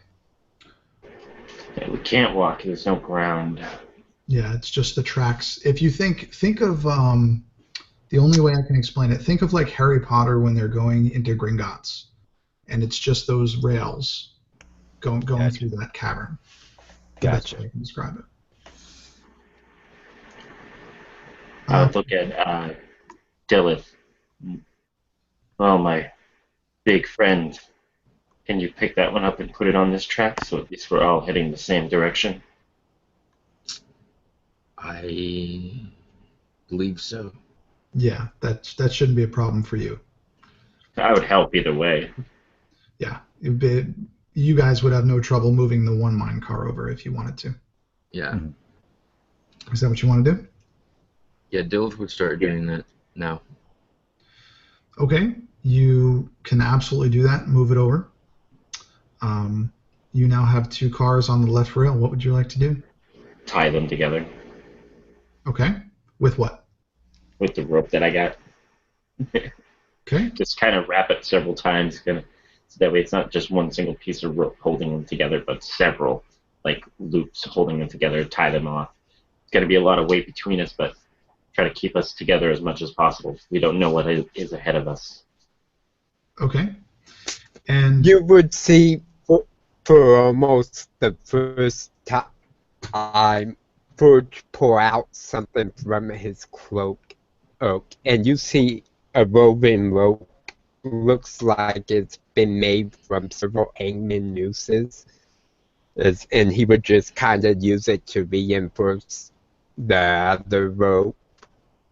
Okay. Oh, So in what order do you want to go in these mine cars? Who's going to go where? I think He that would- I think that sir. Dillith would take the first car, and if he's out there in front and you can hear him as well, you might hear him mutter a few words, and a red glow would point forward from his shield, which he just sort of places in front with him in the cart, as he casts light on it. Okay. And I don't think anyone else would quite fit in the cart with me, but maybe. You could get half of Forge in. You could get his feet in, and he could sit between the two. Sure. Actually, Yes. looking at the others, Forge would kind of nod, say, I got this. Once Dilith settled in, he would just scramble up his back and kind of bear hug him on, almost as if he was climbing a tree and just hanging on. That's funny. Okay. KT would look at Gunther and be like, have you ever seen a tree climb a mountain? I see new things every day, laddie. Let's get in and let's move on. And gesture for KT to kind of go in first, and then he'll climb in after to kind of, or push off and jump in after. All right. So we have She would Dylan. have him kind of run, and we'd both kind of hop in. I'd hop in first, bobsled style. Bob said, yeah, Gotcha. cool runnings time. Okay. Feel the rhythm. Feel the rhyme. Feel the running. It's bobsled time. Okay. Love that movie. But so we have Dilith with Forge climbing on his back in the first car, and then we have KT and we have Gunter. As you guys go down, it's like the start of a roller coaster. It goes kind of up a little bit, and then it just goes straight down, and this goes on for a few minutes. It kind of just weaves and turns, and everything is just by. You guys are definitely at speed. You hear and see water in the light that is emanating from his shield. You see water cascading down, and you see those two tracks coming in and out of each other. And you see an area where through the cavern light is shining through, where there are two just cascading, for lack of a better phrase, waterfalls, but they're inside this cavern. And you see on this left track in the distance that it looks to cross and go to the right through the cascading water on the right. The one on the right looks less than the one on the left. It looks less heavy, but it does go it. And right before that cross, there looks to be something sticking up. It almost looks like a switch, something that you could hit with something, and it would switch the tracks. But none of you are familiar with it, but it's just what you see. So you can continue to stay on this track and probably go to the right, or you could hit it and you could go to the left. Which would you prefer? What would you guys like to do? Actually, only person who's going to do it is pretty well Dilith, so. Yeah. KT would definitely say from the rear to stay to the left. Stay to the left. Yep. But staying to the left, in my opinion, is taking that left track that ends up going right. And there's no real way of kind of explaining that. So all she says is stay to the left. But that's... I'll stop mentioning it. But that's what I kind of interpret.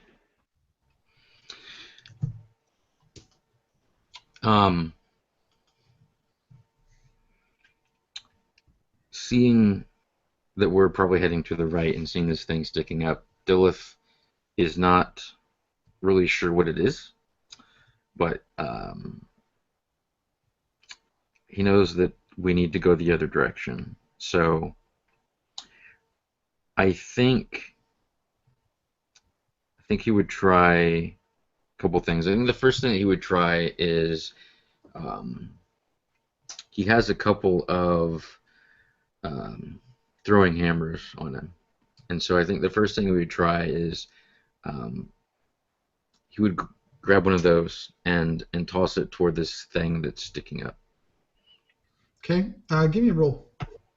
Just a basic D20.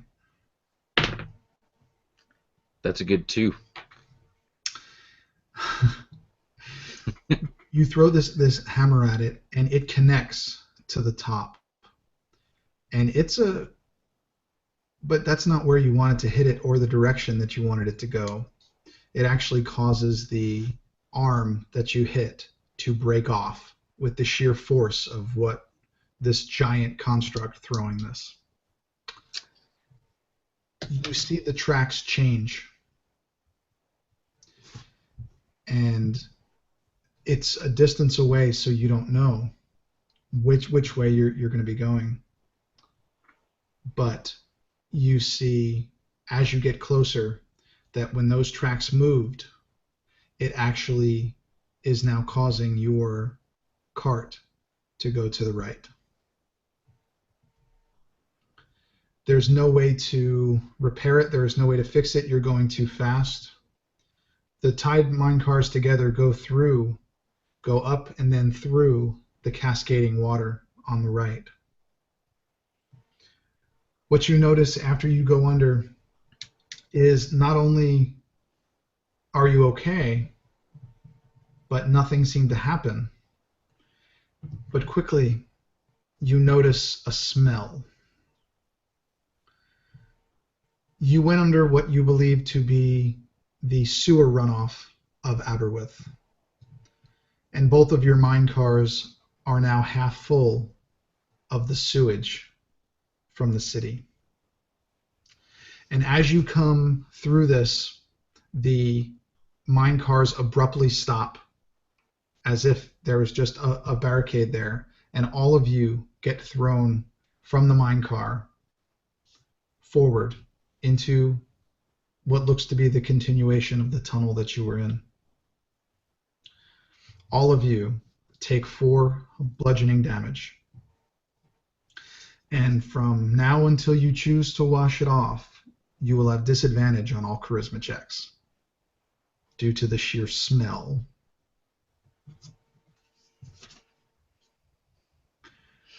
Now, 3 of you did okay. Forge, because of all your little nooks and crannies, some of the sewage actually got caught within your vines. So cleaning that would take you a little while. You couldn't just take a dip. You would need a little bit more. But you have all been taken out of the mine car, and you are now on solid ground again. For all intents and purposes, you are safe. And it was minus what on charisma? Or disadvantage? Just disadvantage. Because, well, you smell like shit. For lack of a better phrase. So, said you guys are more than welcome to take a rest, chill out. All you can see is pretty much that tunnel. Can Tomehearts smell? Do we notice it? You notice something. You don't have the senses like a human being would, but you do notice your environment. And we notice that we're covered with shit. Basically, yes. And some of you more than others. Sometimes you gotta go. Forge would just kind of look at it and fertilizer, just wanting to grow strong. There's something wrong with you, dude. So if you guys rest here, you can get all of your hit points back. You can do a short rest, get your spell points back and stuff like that. That's fine. Yeah, Gunter would be feeling the need to probably rest. He's spent all of his magical abilities. But before he does, he's going to kind of get up and start chanting. And as he moves his hands over his body, he's going to use prestidigitation to clean himself off. So he is sparkling and pristine at this point, as he likes to keep himself anyways, but especially now that he was covered with shit. And I'll look at Dilith. Good throw there. Not really my thing, but I think you could do the same for me. Yes, please do, sir.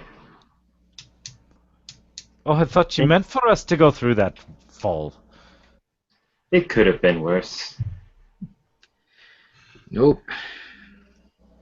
So He'll smile in his heart, I guess, because he doesn't really have a face that smiles. But he'll walk over, kind of chuckling, and start his chanting on the other, at least the other two, and then he'll stop and look at Forge, and almost like questioningly hold his hands out, like, "You want it to?" Food just kind of looks as it may not bother me per se, but it would bother those we come in contact with. Afraid the person I need to find would have very delicate senses. That, and who knows what your smell might attract. In which case, Gunther would start chanting over him too, before kind of sitting down and letting himself kind of shut down, go blank. Okay.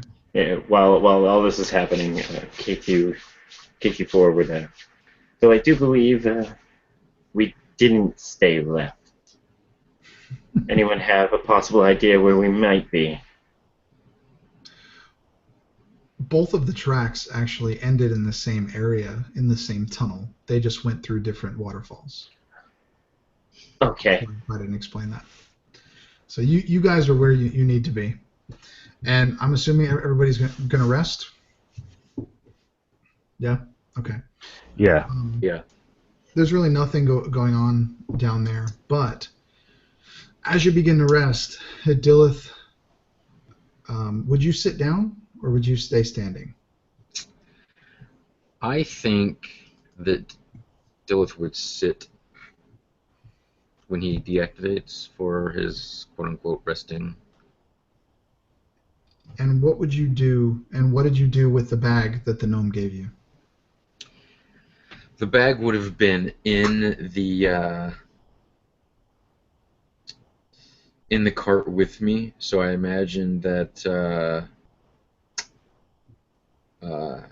it definitely would have getting hit seriously with that sewage, but otherwise I would have it. Okay. Is that something that you'd want to open, or would you want to wait? We are safe.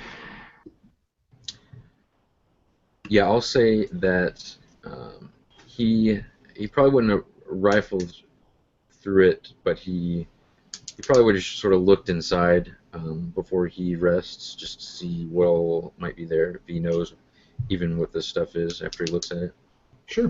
And right as he reaches forward to look in the bag and sits down, I kind of imagine if Food just lets go and kind of tumbles backwards over Dilith's back, and just almost instantly from the sheer exhaustion, and even though we don't grow tired the same way humans do, but just the kind of the mental strain of everything they've gone on through has caught up, and he would just collapse and deactivate right there where he fell. Okay. Oh, I forgot you were there. So when you open this pack, you see several things. The first thing you notice is a large bunch of rope. It looks to be hemp rope. From Forge is very familiar with this. About 100 feet of it, from his estimation. You see a velvety black garment. It looks like a cloak, but it is jet black and almost satiny and glimmering. You find the hilt of a sword. just the hilt. There's no blade. You find it looks just like a flanged piece of metal with little gold inlays on it. And then you see a short brass, maybe 1.5 feet long, almost looks like a wand, studded with various gems and colors. And at the very bottom, you see a rolled up parchment. And that is all that is in the bag.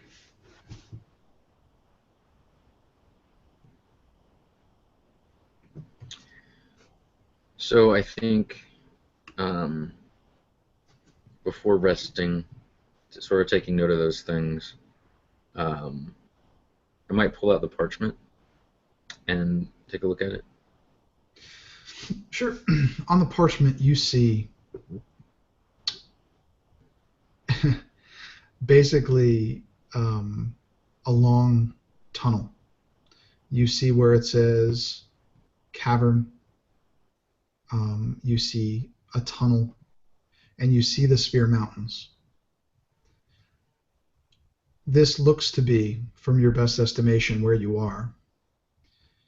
And it has a door at the foot of the Svir Mountains, a little ways away, that looks to be behind or within something on the map that says the Crystal Falls. But this is what Neville tried to explain about getting you somewhere safe, that this is how he could help. And I think by the time I rifle through these things and gaze at this map and look up, that most everyone is probably resting by now, and so I would do so as well, planning to talk to everyone about these things after we rest. KT4 would still be up. Like, she doesn't deactivate often because where they don't need it, she ends up actually staying up. And once again, you find her seated a little down the passageway, knees tucked in. She's fiddling with the sword again, contemplating memories, thoughts that aren't hers, or at least she doesn't remember being hers, floating through her mind, trying to figure out who she really is. Picking up rocks and crushing them in between her fingers. Just diddling away kind of deal. But she wouldn't deactivate. So is everybody going to rest then? Gunther and Forge? Yeah. Yes, Forge would already be deactivated, having fallen off of the Olympus back. Okay. Well, Does KT have to deactivate to rejuvenate, or no? you for a few hours a day. That's in the Tomeheart document. Just for a few hours a day. You don't, by deactivate, you can't get snuck up on or anything like that. You're still aware, but you're just in kind of recharge mode. That's all. So you can still stand guard and technically be deactivated. Yeah, then she does deactivate. Just to make sure that I get my superiority dice and stuff back. And nothing really happens when you guys are there. The tunnel is quiet, just the sound of kind of crashing water and things like that. That's really all you hear. It's almost like white noise behind you. And several hours later, you have gotten all of your spell slots back and your hit points back, and you are awake again.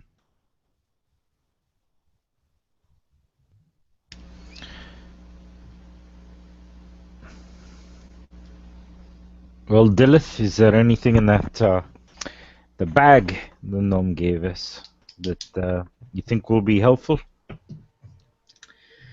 He he tosses the bag in between the two of us. He says, "There's some rope, some kind of cloak. It looks like I don't think it would fit me. Um, a few other things you might have a look at." And then he's still got the map, as it were, in his hand. He says, "This, though, this is important." And he kind of unfurls it and puts it on the ground where everyone can sort of come over and look at it, and the other things, just if they want to. Forge would definitely look at the map and just shake his head because he realizes it's only a partial map of Grinn. Having that information stored within him, and so he would take a kind of almost a charcoal or coal type substance and just makes a few markings on the map as for the regions between where they are and Crystal Falls, or kind of terrain marking dangerous paths, safe paths, kind of deal. Okay. Gunter would kind of gravitate towards that wand, kind of picking it up, feeling it, looking it over, just trying to see if he can gather anything about it. Yeah, give me an Arcana check, Gunter. There's an actually halfway decent roll. So that was 17 plus 2, so 19. Do you still have your bless? It is only for a minute, so it would have worn off. Okay. So you had a 19? Yes. Okay. Then I would tell you that you are very familiar with this. You don't know the specifics of everything that it can do, but you know this is called the Wand of Wonder, and it's page 212 in the DMG if you want to look it up. But you know this to be a very powerful magical item used by magic users and casters, and it can do amazing things with people who know how to use it. So if you want to take that, go ahead. Oh, yeah. Forge, the cloak that they had, you are the only one here that would fit. And I will point out that the one that you have made of feathers has gotten some of it burned off and some of it torn away, so it's not looking as good as it was before. Yes, Forge would just kind of smile and idle and say, look at the others, say, well, I personally like the hilt, but it seems this cloak won't fit any of you, so I guess that means it's mine. Honestly, anybody can take any of it. I'm just letting you know it won't fit the other three. Yeah. So he would grab the cloak and just kind of shrug his off, Okay. wrap his up to maybe use as like a blanket, Okay. a kind of comfort type thing. Okay. And then he would sling the new one on and fasten it. Okay. What about the other two things? The flange rod there and the hilt. KT would definitely be interested in the hilt, being that she wields swords herself. Okay. Again, you're absolutely able to grab it. You don't know what it is, but that's fine. Want me to roll for it? No. You're a fighter. You wouldn't have and you're young. You wouldn't have the arcane knowledge to know. For Sure. now, you just have it. Could I ask anyone else if they have any idea about it? Sure. She would kind of hold the hilt. And, well, it's useless as a sword, it seems. Anyone else have any ideas? And she'd kind of go, just in case, because she's seen magic before, she'd kind of swing it at the wall, like, see if anything happens, and then hand it over to one of the more prominent, knowledgeable. Gunter, you want to make another roll? Since you're Yeah. with a background in the arcane, so to speak. Yeah, I actually just rolled a nat 20 on that one. Oh, okay. Well, I'm glad I asked. Well then, why don't you, Scott? Do you have the Dungeon Master Guide, or Gunter? You have. I have it. Yeah. Okay. Open to page 205 and read what the Sunblade is. Okay. Nice. You know, Alright. I'm just gonna say you rolled a nat 20. You Yeah. know, Googling. yeah, you know what all these things are. So Forge in the DMG, page 158, the Cloak of Arachnia. And who is going to take the last thing? I was going to say Dilv might at least be inspecting it right now. Okay. It's interesting. Well, Gunter will explain that this is from page 196 of the DMG, the Rod of Alertness. Okay. So if you guys want to take a minute and just read up on what you have. Most of it can't be used unless it's attuned, for the most part, unless it says otherwise. But at least you know what you have. So what you're saying is that we should have done this before we rested? I gave you a choice. Oh, something screwed up there with that paste. That's still fine. But yeah, that's all good. So real quick, guys, we're at 4 hours right now. We literally have another 30 minutes to finish up. If you guys want to keep it, I'd really like to finish up. If we just kind of hack and slash it, we could probably do it in 15 minutes, but I'd really rather kind of do the narrative side. So it's up to y'all. I'm curious what everyone thinks about the possibility of stopping in like here and doing another session. Because I'm having so much fun with this and the narrative of that I would like to keep going.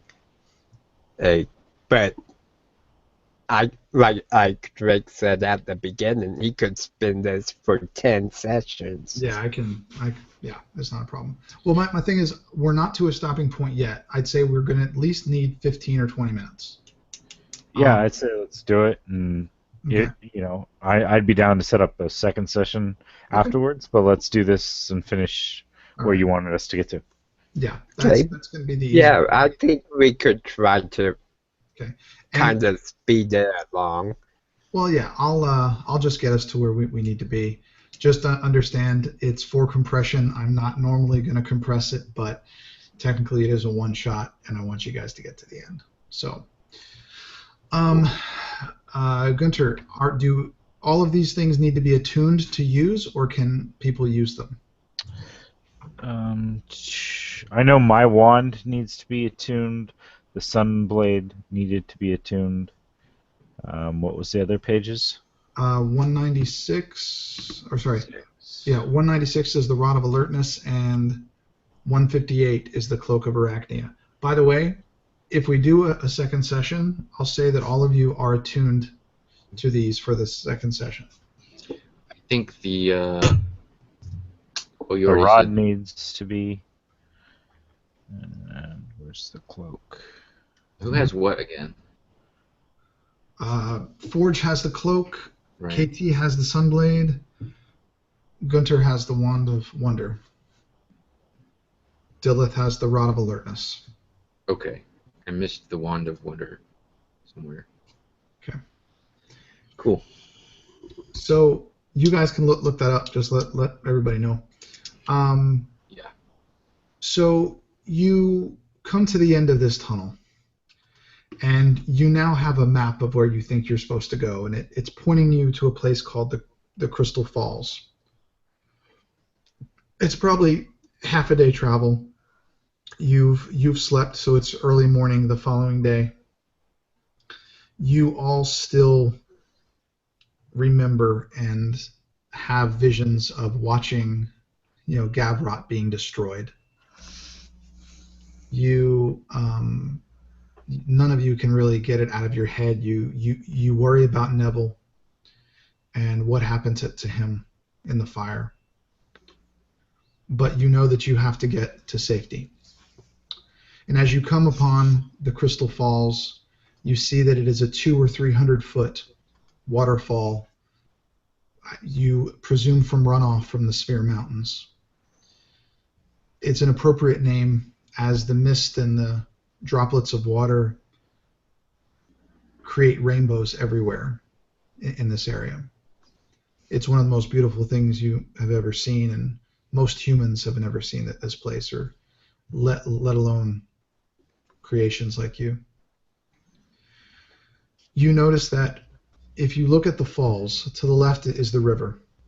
You can't get there. But you may have a chance if you go to the right. You notice a small path, a very thin path that looks to go behind the waterfall. And on your map, it shows that this door is behind the waterfall.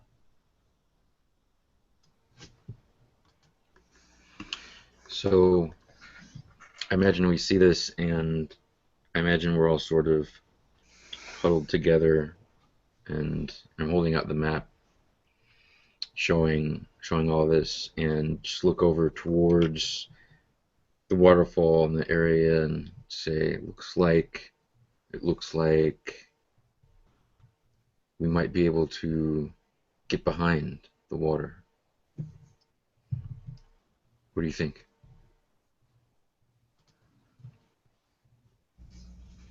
I would say, let's go. KT would kind of start slowly moving that way, waiting for everyone to kind of catch up, but trusting in the faith of the map and the gentleman who gave us and his ability to read it. You go behind, and you do find a small, thin path. You can only go one at a time, and looks like it winds several hundred feet behind this waterfall, maybe 100 feet. But you can only go one at a time, single file. What's the order that you'd like to go in? KT, since she was there, would go first. Okay. Dilith will go right after. So KT4, Dilith. Who's next? I think Forge being a scout, a ranger, would probably take up the rear in this case and kind of go the back. Okay. Sounds good.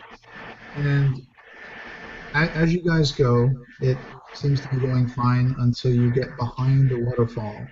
I need everyone to make a dexterity check for me.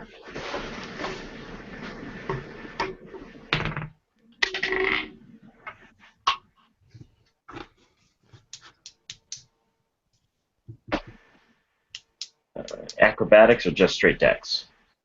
Either one, whichever you prefer, whichever's higher.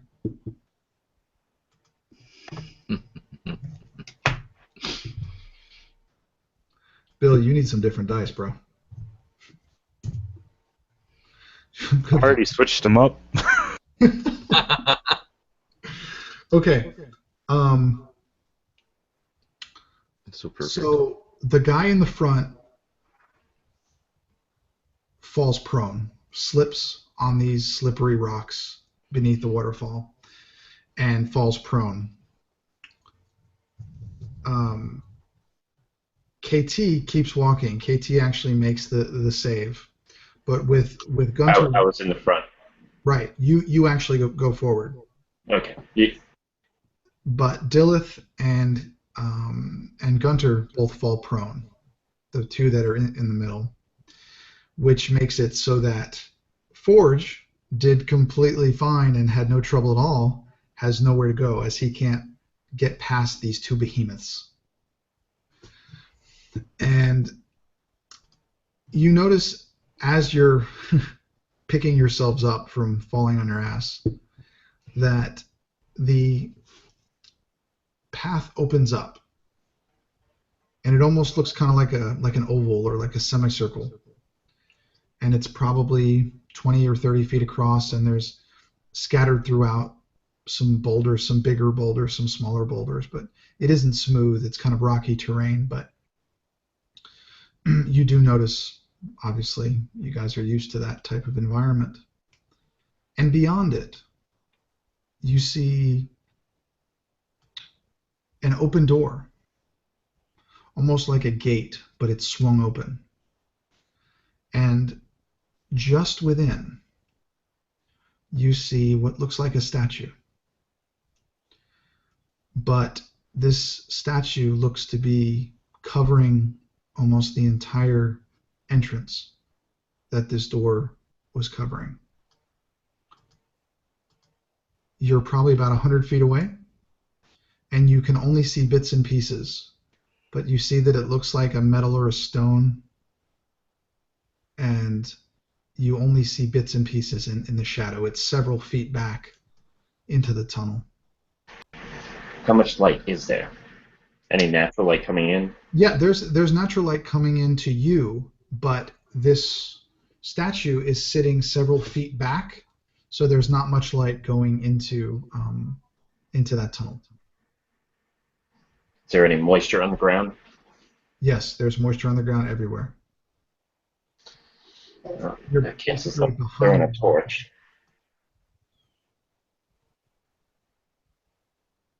KT would help the others kind of, well, at least still get up. Yeah. He's the next one that would be behind me. And she would slowly move out of the tunnel, but not into the room. Okay. Just at the mouth opening, so that way everyone can come out and kind of face this as a group. Whatever this may be, open doors, random open doors down here probably are not as inviting as they appear. You say as much. Be on your guard. Open doors like this in a place like this may not be as inviting as they appear. The only two ways to go are behind or forward. It's either that opening or back on the path behind you. There's no other choice.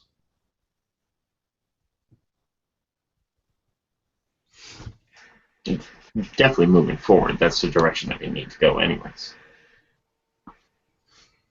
Okay. So What if about we're all in the room, KT would slowly kind of creep forward a little. Okay. You're probably at this point you're 80 or 100 or 90 feet away.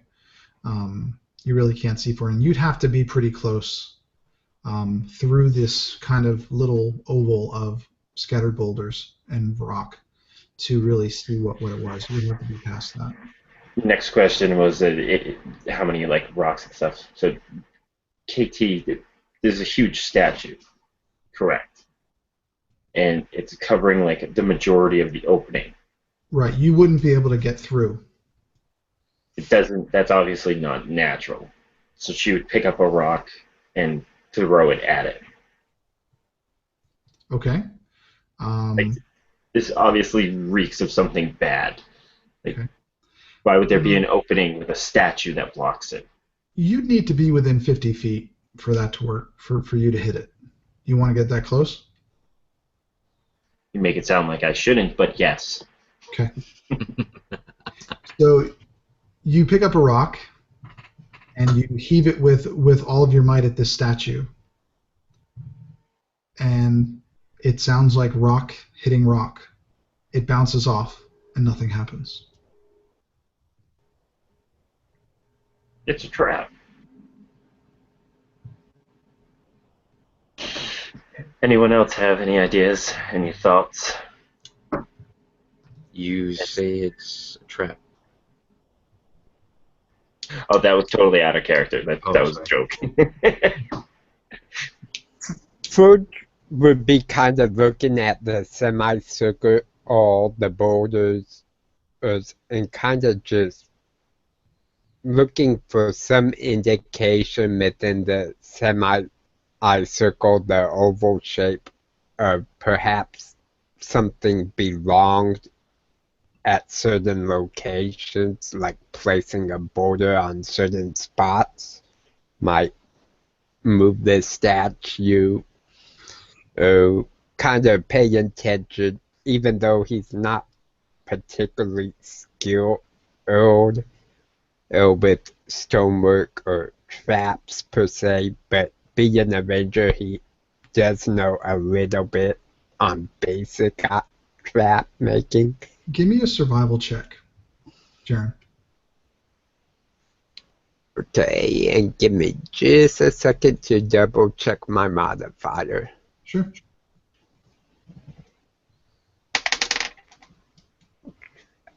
Ooh! Nat 20, so a total of 23. Okay. With that, you notice that a few of these boulders have been recently moved. And you notice next to them very large imprints. It's not really a boot print or a shoe print, but just something very large stepped there. And it came through the same path that you guys have. And several of the center boulders have been pushed aside. Not very far, just enough to notice that they've been moved. You don't know what's done it, but something has been through here recently, and this something was big. Forge would look at his companions. Hey, guys, here.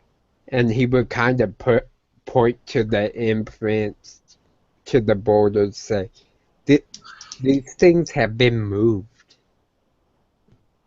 It doesn't appear by much, but I think it's tied into the statue blocking the door.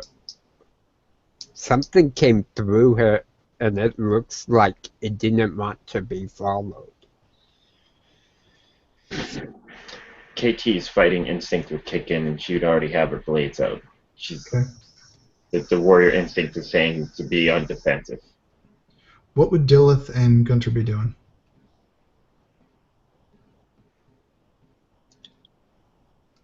I think Dillith,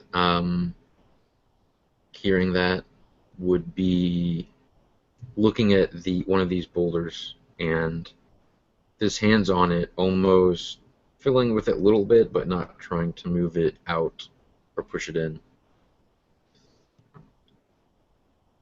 Yeah, I think Gunter would kind of similarly have walked over maybe across from Dillith and start looking at these boulders and kind of touching them, maybe twisting a little bit, trying to see, like, is it a positioning of the boulder that he needs to do, or, does it move?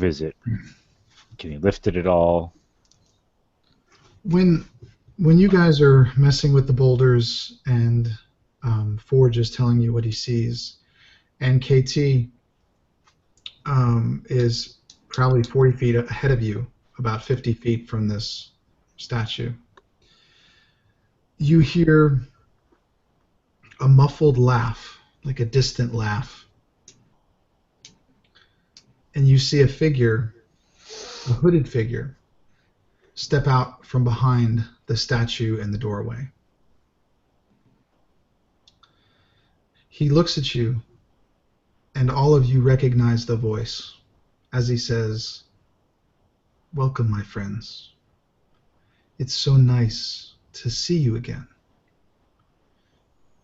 You know this voice as the merchant Rill. You met him several days ago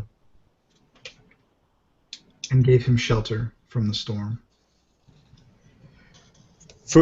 Forge would just look at his companions like, who is this guy? Because he was not with them. So he has no idea what's going on, and he's dropping out both his short swords, looking like he's getting ready to go flying at this guy. And he looks at you all and says, "It was very nice to meet you. The other day you were so cordial and kind, but I believe that one," and he points at Dilith, "needs to come with me. And if you don't mind, that one too." And he points to KT4. Different, not for the same person, but both are very valuable to me. And he says, "You've been relatively difficult to find, but not impossible, obviously." And he just kind of stands next to that statue and kind of taps it. And he says, "If you're thinking of trying anything, don't. You won't make it. You won't have a chance." And he just sits and stares at you with this kind of arrogant grin. And he says, "You see, I've always been with you. I was with you in that cave. I was with you when you rescued," and he just nods to, or points towards Forge. "I was with you when you watched that Tomeheart die. That's right. I was there for all of it. You see, this is what I do. And there's no one better. It would be easier for you if you just gave up. The other two of you can go." KT would speak up at this. Good. Sorry. No, good. You better be better at explaining yourself before anyone walks anywhere. You ever fight a mountain? And she kind of like puts her head over to Dilith. And he giggles and laughs a little bit. He goes, "Once or twice, but I always win." And he says, he looks back at the statue and he says, "This time I brought one of my own." And you see the statue begin to move and begin to stand and take a few steps, just very heavy-footed.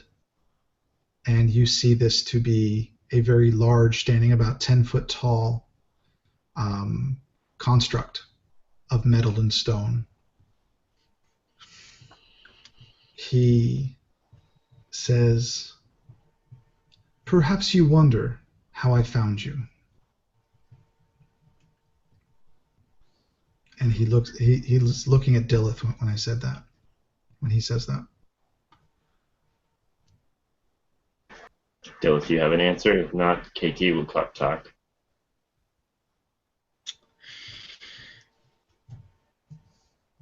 Dilith says, "It crossed my mind." Does anyone else want to say anything to him? KT would definitely. I don't care how you found us. I don't care what your intentions are. What do you need us for? Yet again, you better become better at explaining yourself.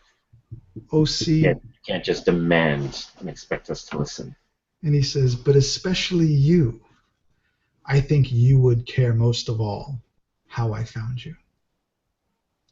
And he slings his bow over his shoulder again, and he pulls out a little knapsack, and he kind of rolls down in it, and he pulls a small something out of the bag, and he shows you. This little guy took some convincing, but eventually he talked, as all do. And he points it towards you, and it is the small head of Neville Cogsmith. And he laughs in this maniacal kind of way. And he says, he really isn't much for conversation anymore, but you're certainly welcome to try. And he throws the head at the feet of KT. And as he's doing this, you notice that he's not wearing that jacket, and on both wrists you see that sigil. But now both are gleaming in a copper color that KT is familiar with. You would know these as copper bites. Well, she's seen the copper. She doesn't necessarily know about them. But she'd recognize and be like, how did you get those? And if you... Well, good, sir. She would actually know, because that knowledge would be implanted in her by her creator. Okay. And if you have copper bites like my master did, creator, then who are you? Why does it seem like you're not as friendly as he was? I've told you who I am. I am Relin Birchbane. You really don't need to know anything else.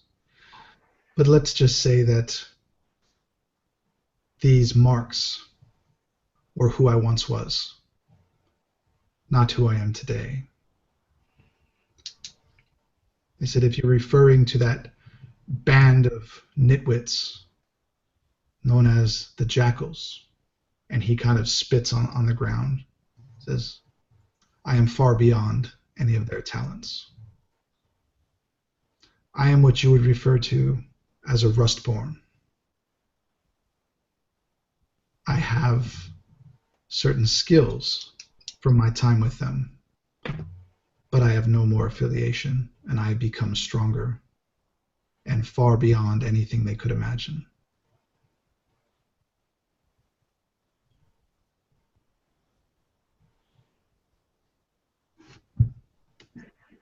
KT would definitely keeping an eye on this gentleman. She would take a couple steps back. Like it would be nonchalantly, like not so much making it deliberately look as if she's retreating, but more trying to reform up slowly with the group. And this is one we cannot trust. The only way we're getting out of here is through him. But we all must get out of here. Together. And roll initiative. I was about to say that. All right, So gentlemen. the words right out of his mouth. See, I have to do it my way. Better. Damn it, Will. Seriously, we got to get you some dice, bro.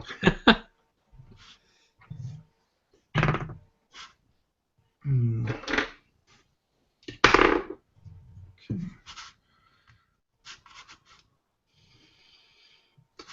All right. What else we got? I need Jaren.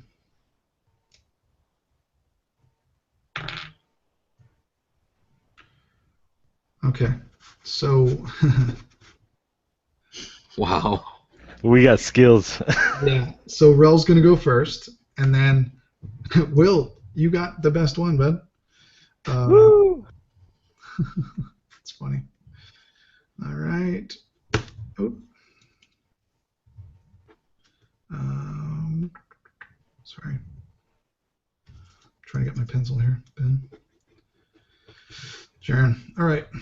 With that, when he hears that, Rel, who's probably about 40 feet from KT,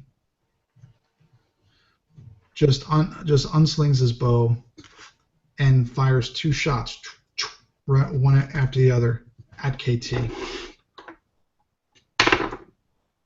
First one misses, and the second one misses. They just arrows just right by him. Gunter, you're next. What would you like to do? Is he still like right next to this construct? Yes.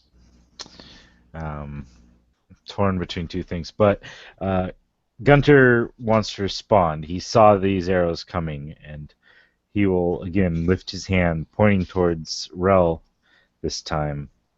And as the blue energy forms around him, they form into a blade of ice as that's going to fly at him. I'm going to cast Ice Knife. Okay. So first, there we go. 22 to hit. Yeah, that hits. Okay. So that will do 10 points of damage, plus a dexterity saving throw for him and the forge. Okay. Ooh, he rolled a natural 1.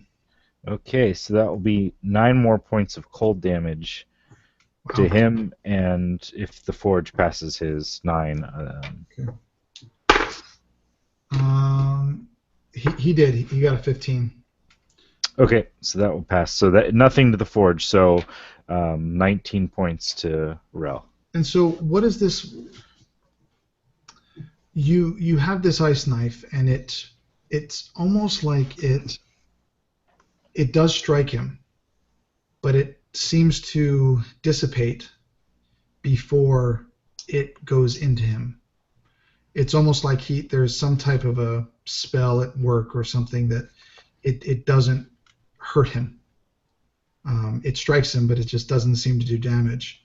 The only thing you notice is that a small copper-colored pendant around his neck begins to glow when you do damage. And you notice that on the construct, when the damage was done to Rel, it looked to almost a little bit of like yellow electricity kind of sparking throughout. The construct didn't move, but something happened when you hit Rel.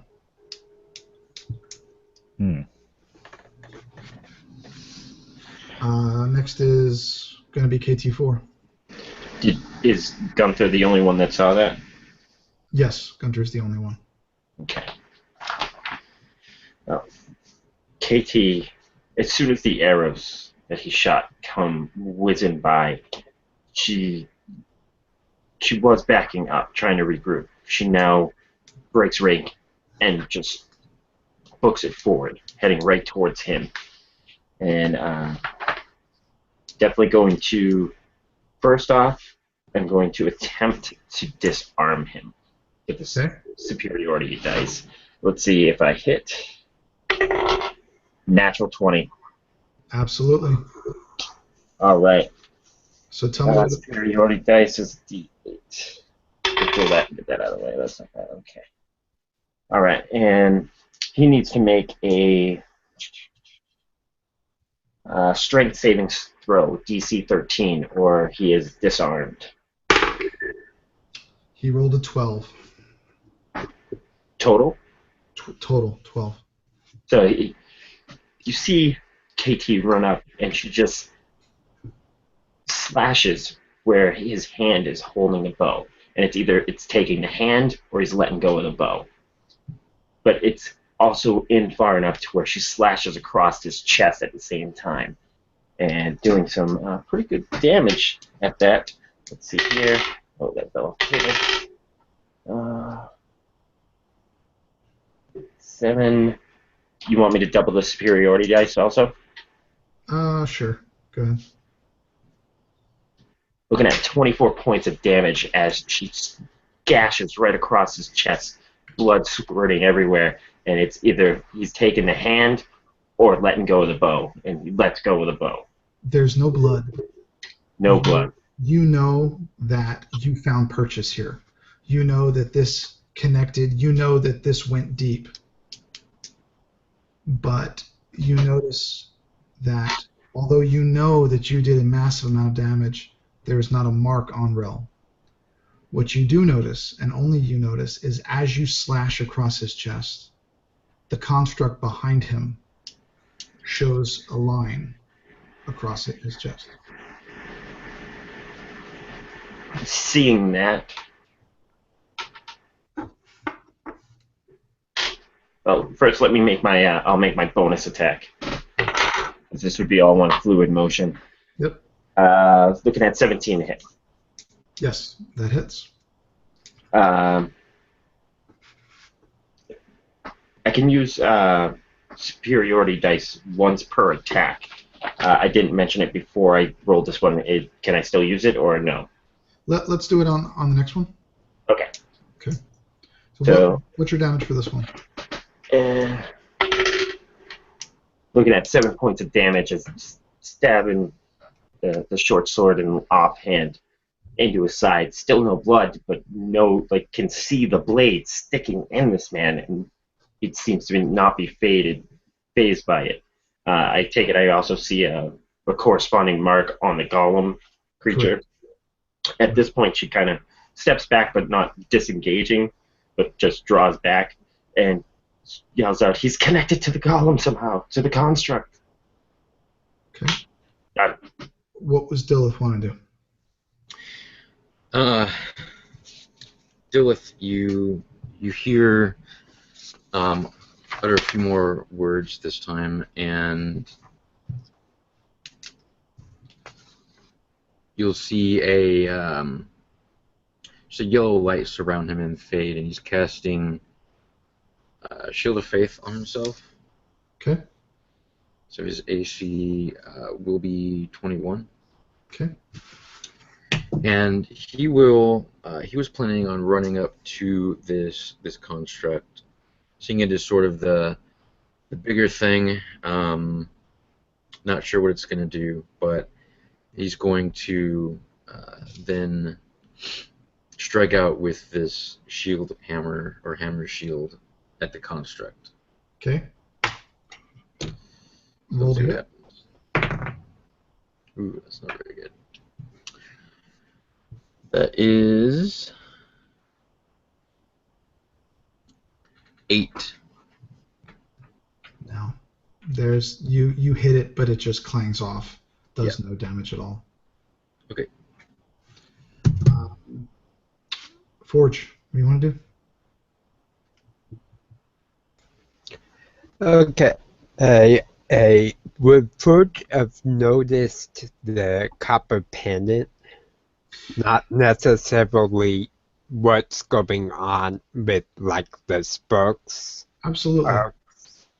Yeah, you would absolutely notice it. He's gonna think back and having K84's warning that he's somehow connected to this large statue construct. He's gonna drop his swords and drop out his bow. And give me just a second to double check the bow and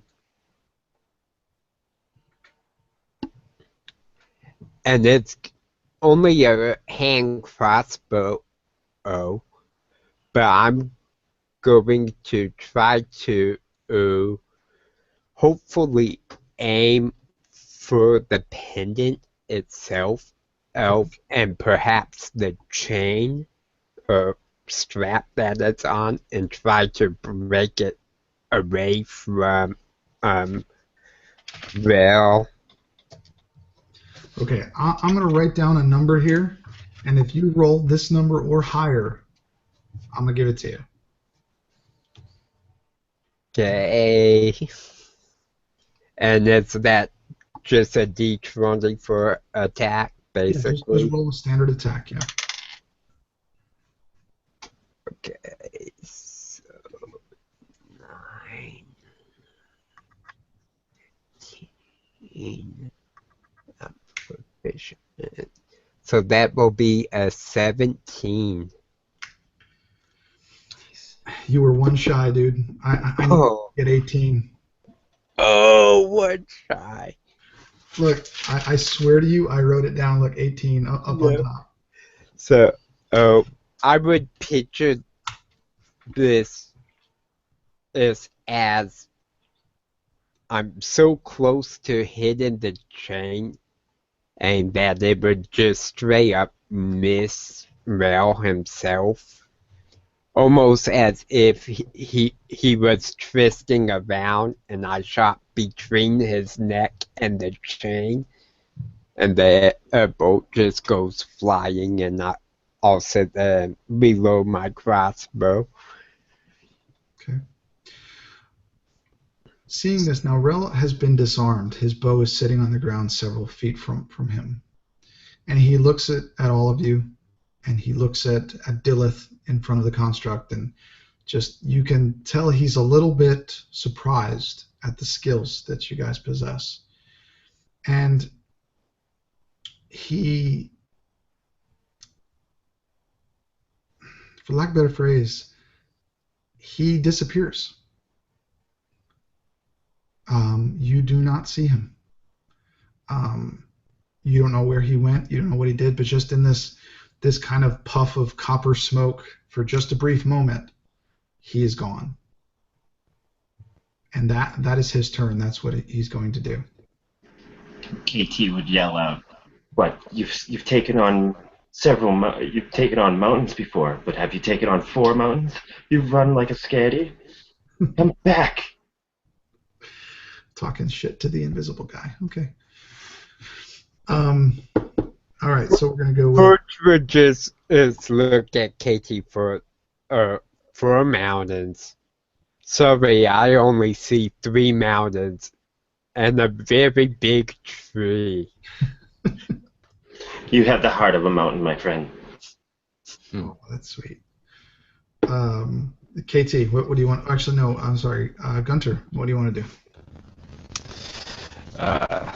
Gunter will kind of stride closer, not wanting to leave Dillith just alone with this construct and knowing they have to do something to it. But as he walks closer, he's going to again focus his energy, sending out this wave of blue energy again to bless his allies, hoping that will aid them in discovering where this invisible monster is or take down the construct first.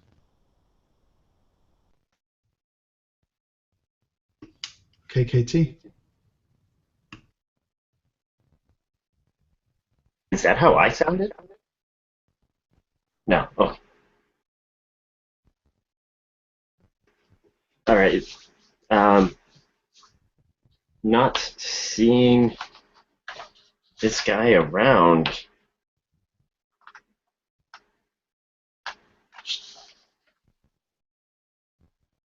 She's gonna hold her action. I'm gonna step back a little ways from the giant construct, and I'm holding my action. I'm looking for this guy. I want this guy. And as soon as he pops his dumb ass up, I'm swinging at him. She's still, like, the whole time talking shit.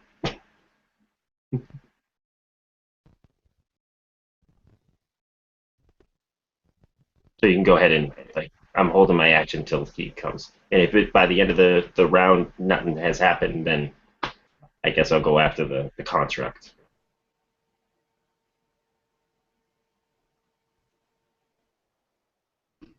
Dillith. What does it look like the statue's doing, if anything? The statue currently is just standing there. It's not moving. You can see on its chest and on its arm where it has shown signs of damage that Rel had received. But that's it. It's just standing there. Okay. With Rel disappearing and seeing that there's some kind of link here,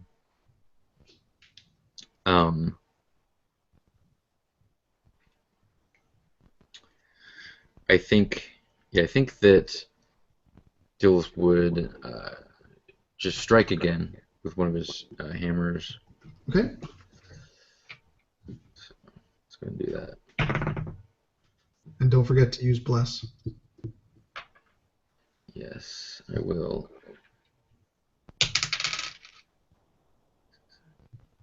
22. That hits. Yeah. It is 8 bludgeoning. Okay. Forge. Okay, seeing as he has his crossbow out and he's attempting to reload it, he doesn't have any kind of feats that would allow him to do so quickly, even though he's proficient with a crossbow. I imagine it would take basically a standard action to reload. Okay. Oh, so he just basically reloading. He's attempting to use I'm evil awareness, I believe it's called. Uh, and that's where I can expand a spell slot to sense the region of Almy for 1 mile to 6 miles. Sorry, to sense what? I'm sorry, I missed it. The region of Almy. Okay. So it kind of gives me more of an in-depth feel for if there are things moving within that region. Okay. Kind of almost like a homing beacon. Okay. And so I'm just waiting for Rel if he's still within 1 mile to 6 miles of us to move, so I can kind of ping where he is. Okay. Well, as you do that, you notice out of the tunnel something fly out and towards KT. And it actually hits KT in the legs. And you look down and you see some leather balls with some metal kind of cordage around, and they're basically bolas, and they wrap around your feet, and they are wrapped together, and you actually fall prone. And as this happens, appearing right next to you, next to his bow, Rel snaps back in and grabs his bow.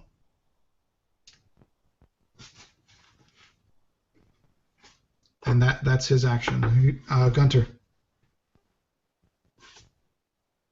Gunter will stride forward, having not had any luck with Rel. He's going to step up to this construct.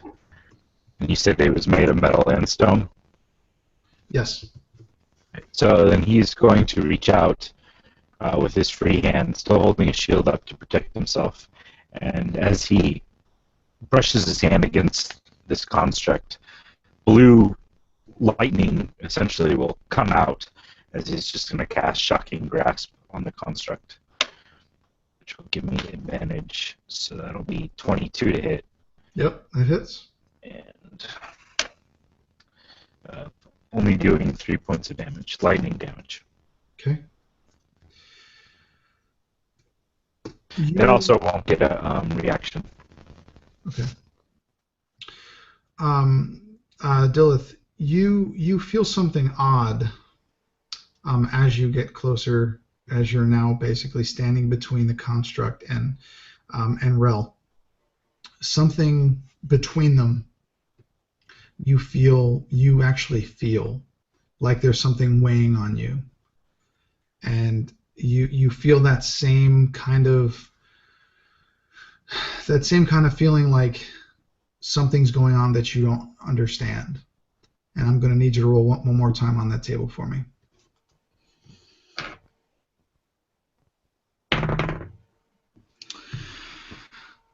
Oh, nice.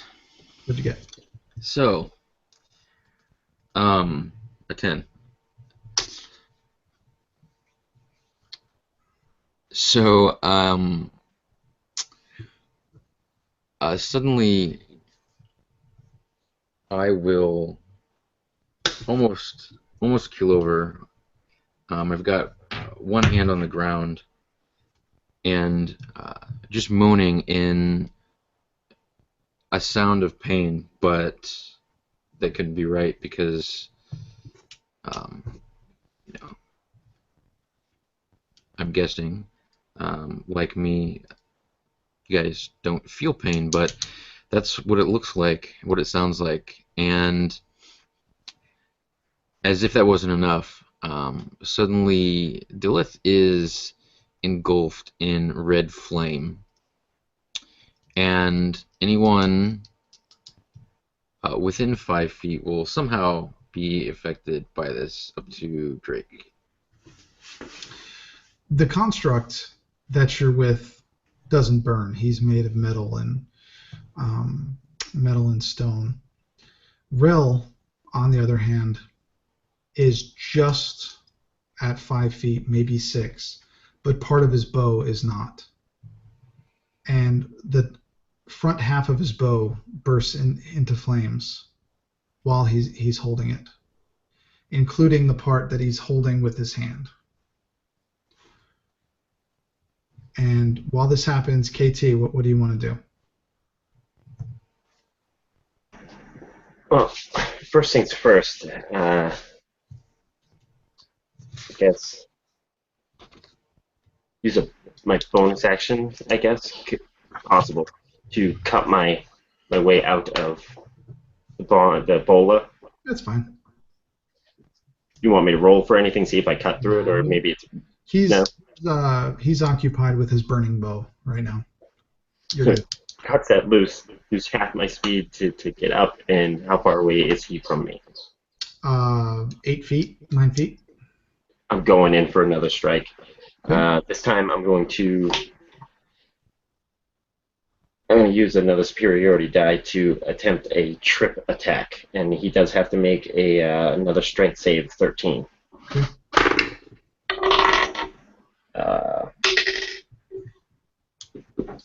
Don't forget your D4. 14 with the D4. No. I didn't think so. And I'll use my action surge to make another attack, and I'll use... I'll hold on to my superiority die for another turn. But I am going to use my action surge. That's 17 to start with, 18 plus 5, so definitely 20, 24? Something like that. That one That one hits.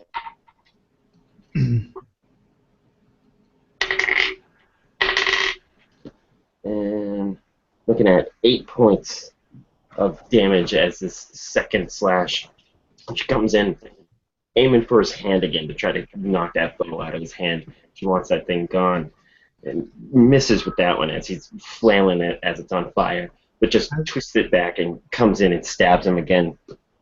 And once again watches that wound appear on the other creatures, forgetting about the fact that this medallion keeps sparking on his chest.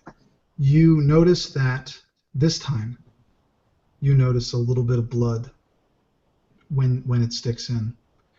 And when this happens, the medallion that was on his neck falls to the ground, and it's almost like it melts. It basically just becomes useless. And when that happens, the construct basically, for lack of a better phrase, it's like if you shut down a robot or something. It's just kind of and just it basically falls to its knees and just kind of slumps over. It is no longer connected to Rel. And realizing this, and his bow on fire, he looks at all of you, and he uses his cunning action to disengage. And the last thing you all see is this elf running as fast as he can and jumping into the cascading water of the waterfall. And and that for tonight is where we'll end. Awesome. Sweet. Very nice. Thanks, guys. Hey, I'm just gonna shut the broadcast off because we're at like 5 hours, guys. Yeah. So Yeah. we'll do. We're probably gonna do another game. All right. But yeah, guys, just give me a second. I want to talk to y'all in a minute. But again, guys, thanks for tuning in. If you stayed with us for the whole 5 hours, I appreciate it. Normally we're not going to go that long, but just had some great players tonight. So thank you, Ben. Thank you, Jaron. Thank you, Scott. Thank you, Bill. You guys have been amazing. Again, this is Drake with the RPG Construct with our first live game. Thanks for watching. Y'all have a good night.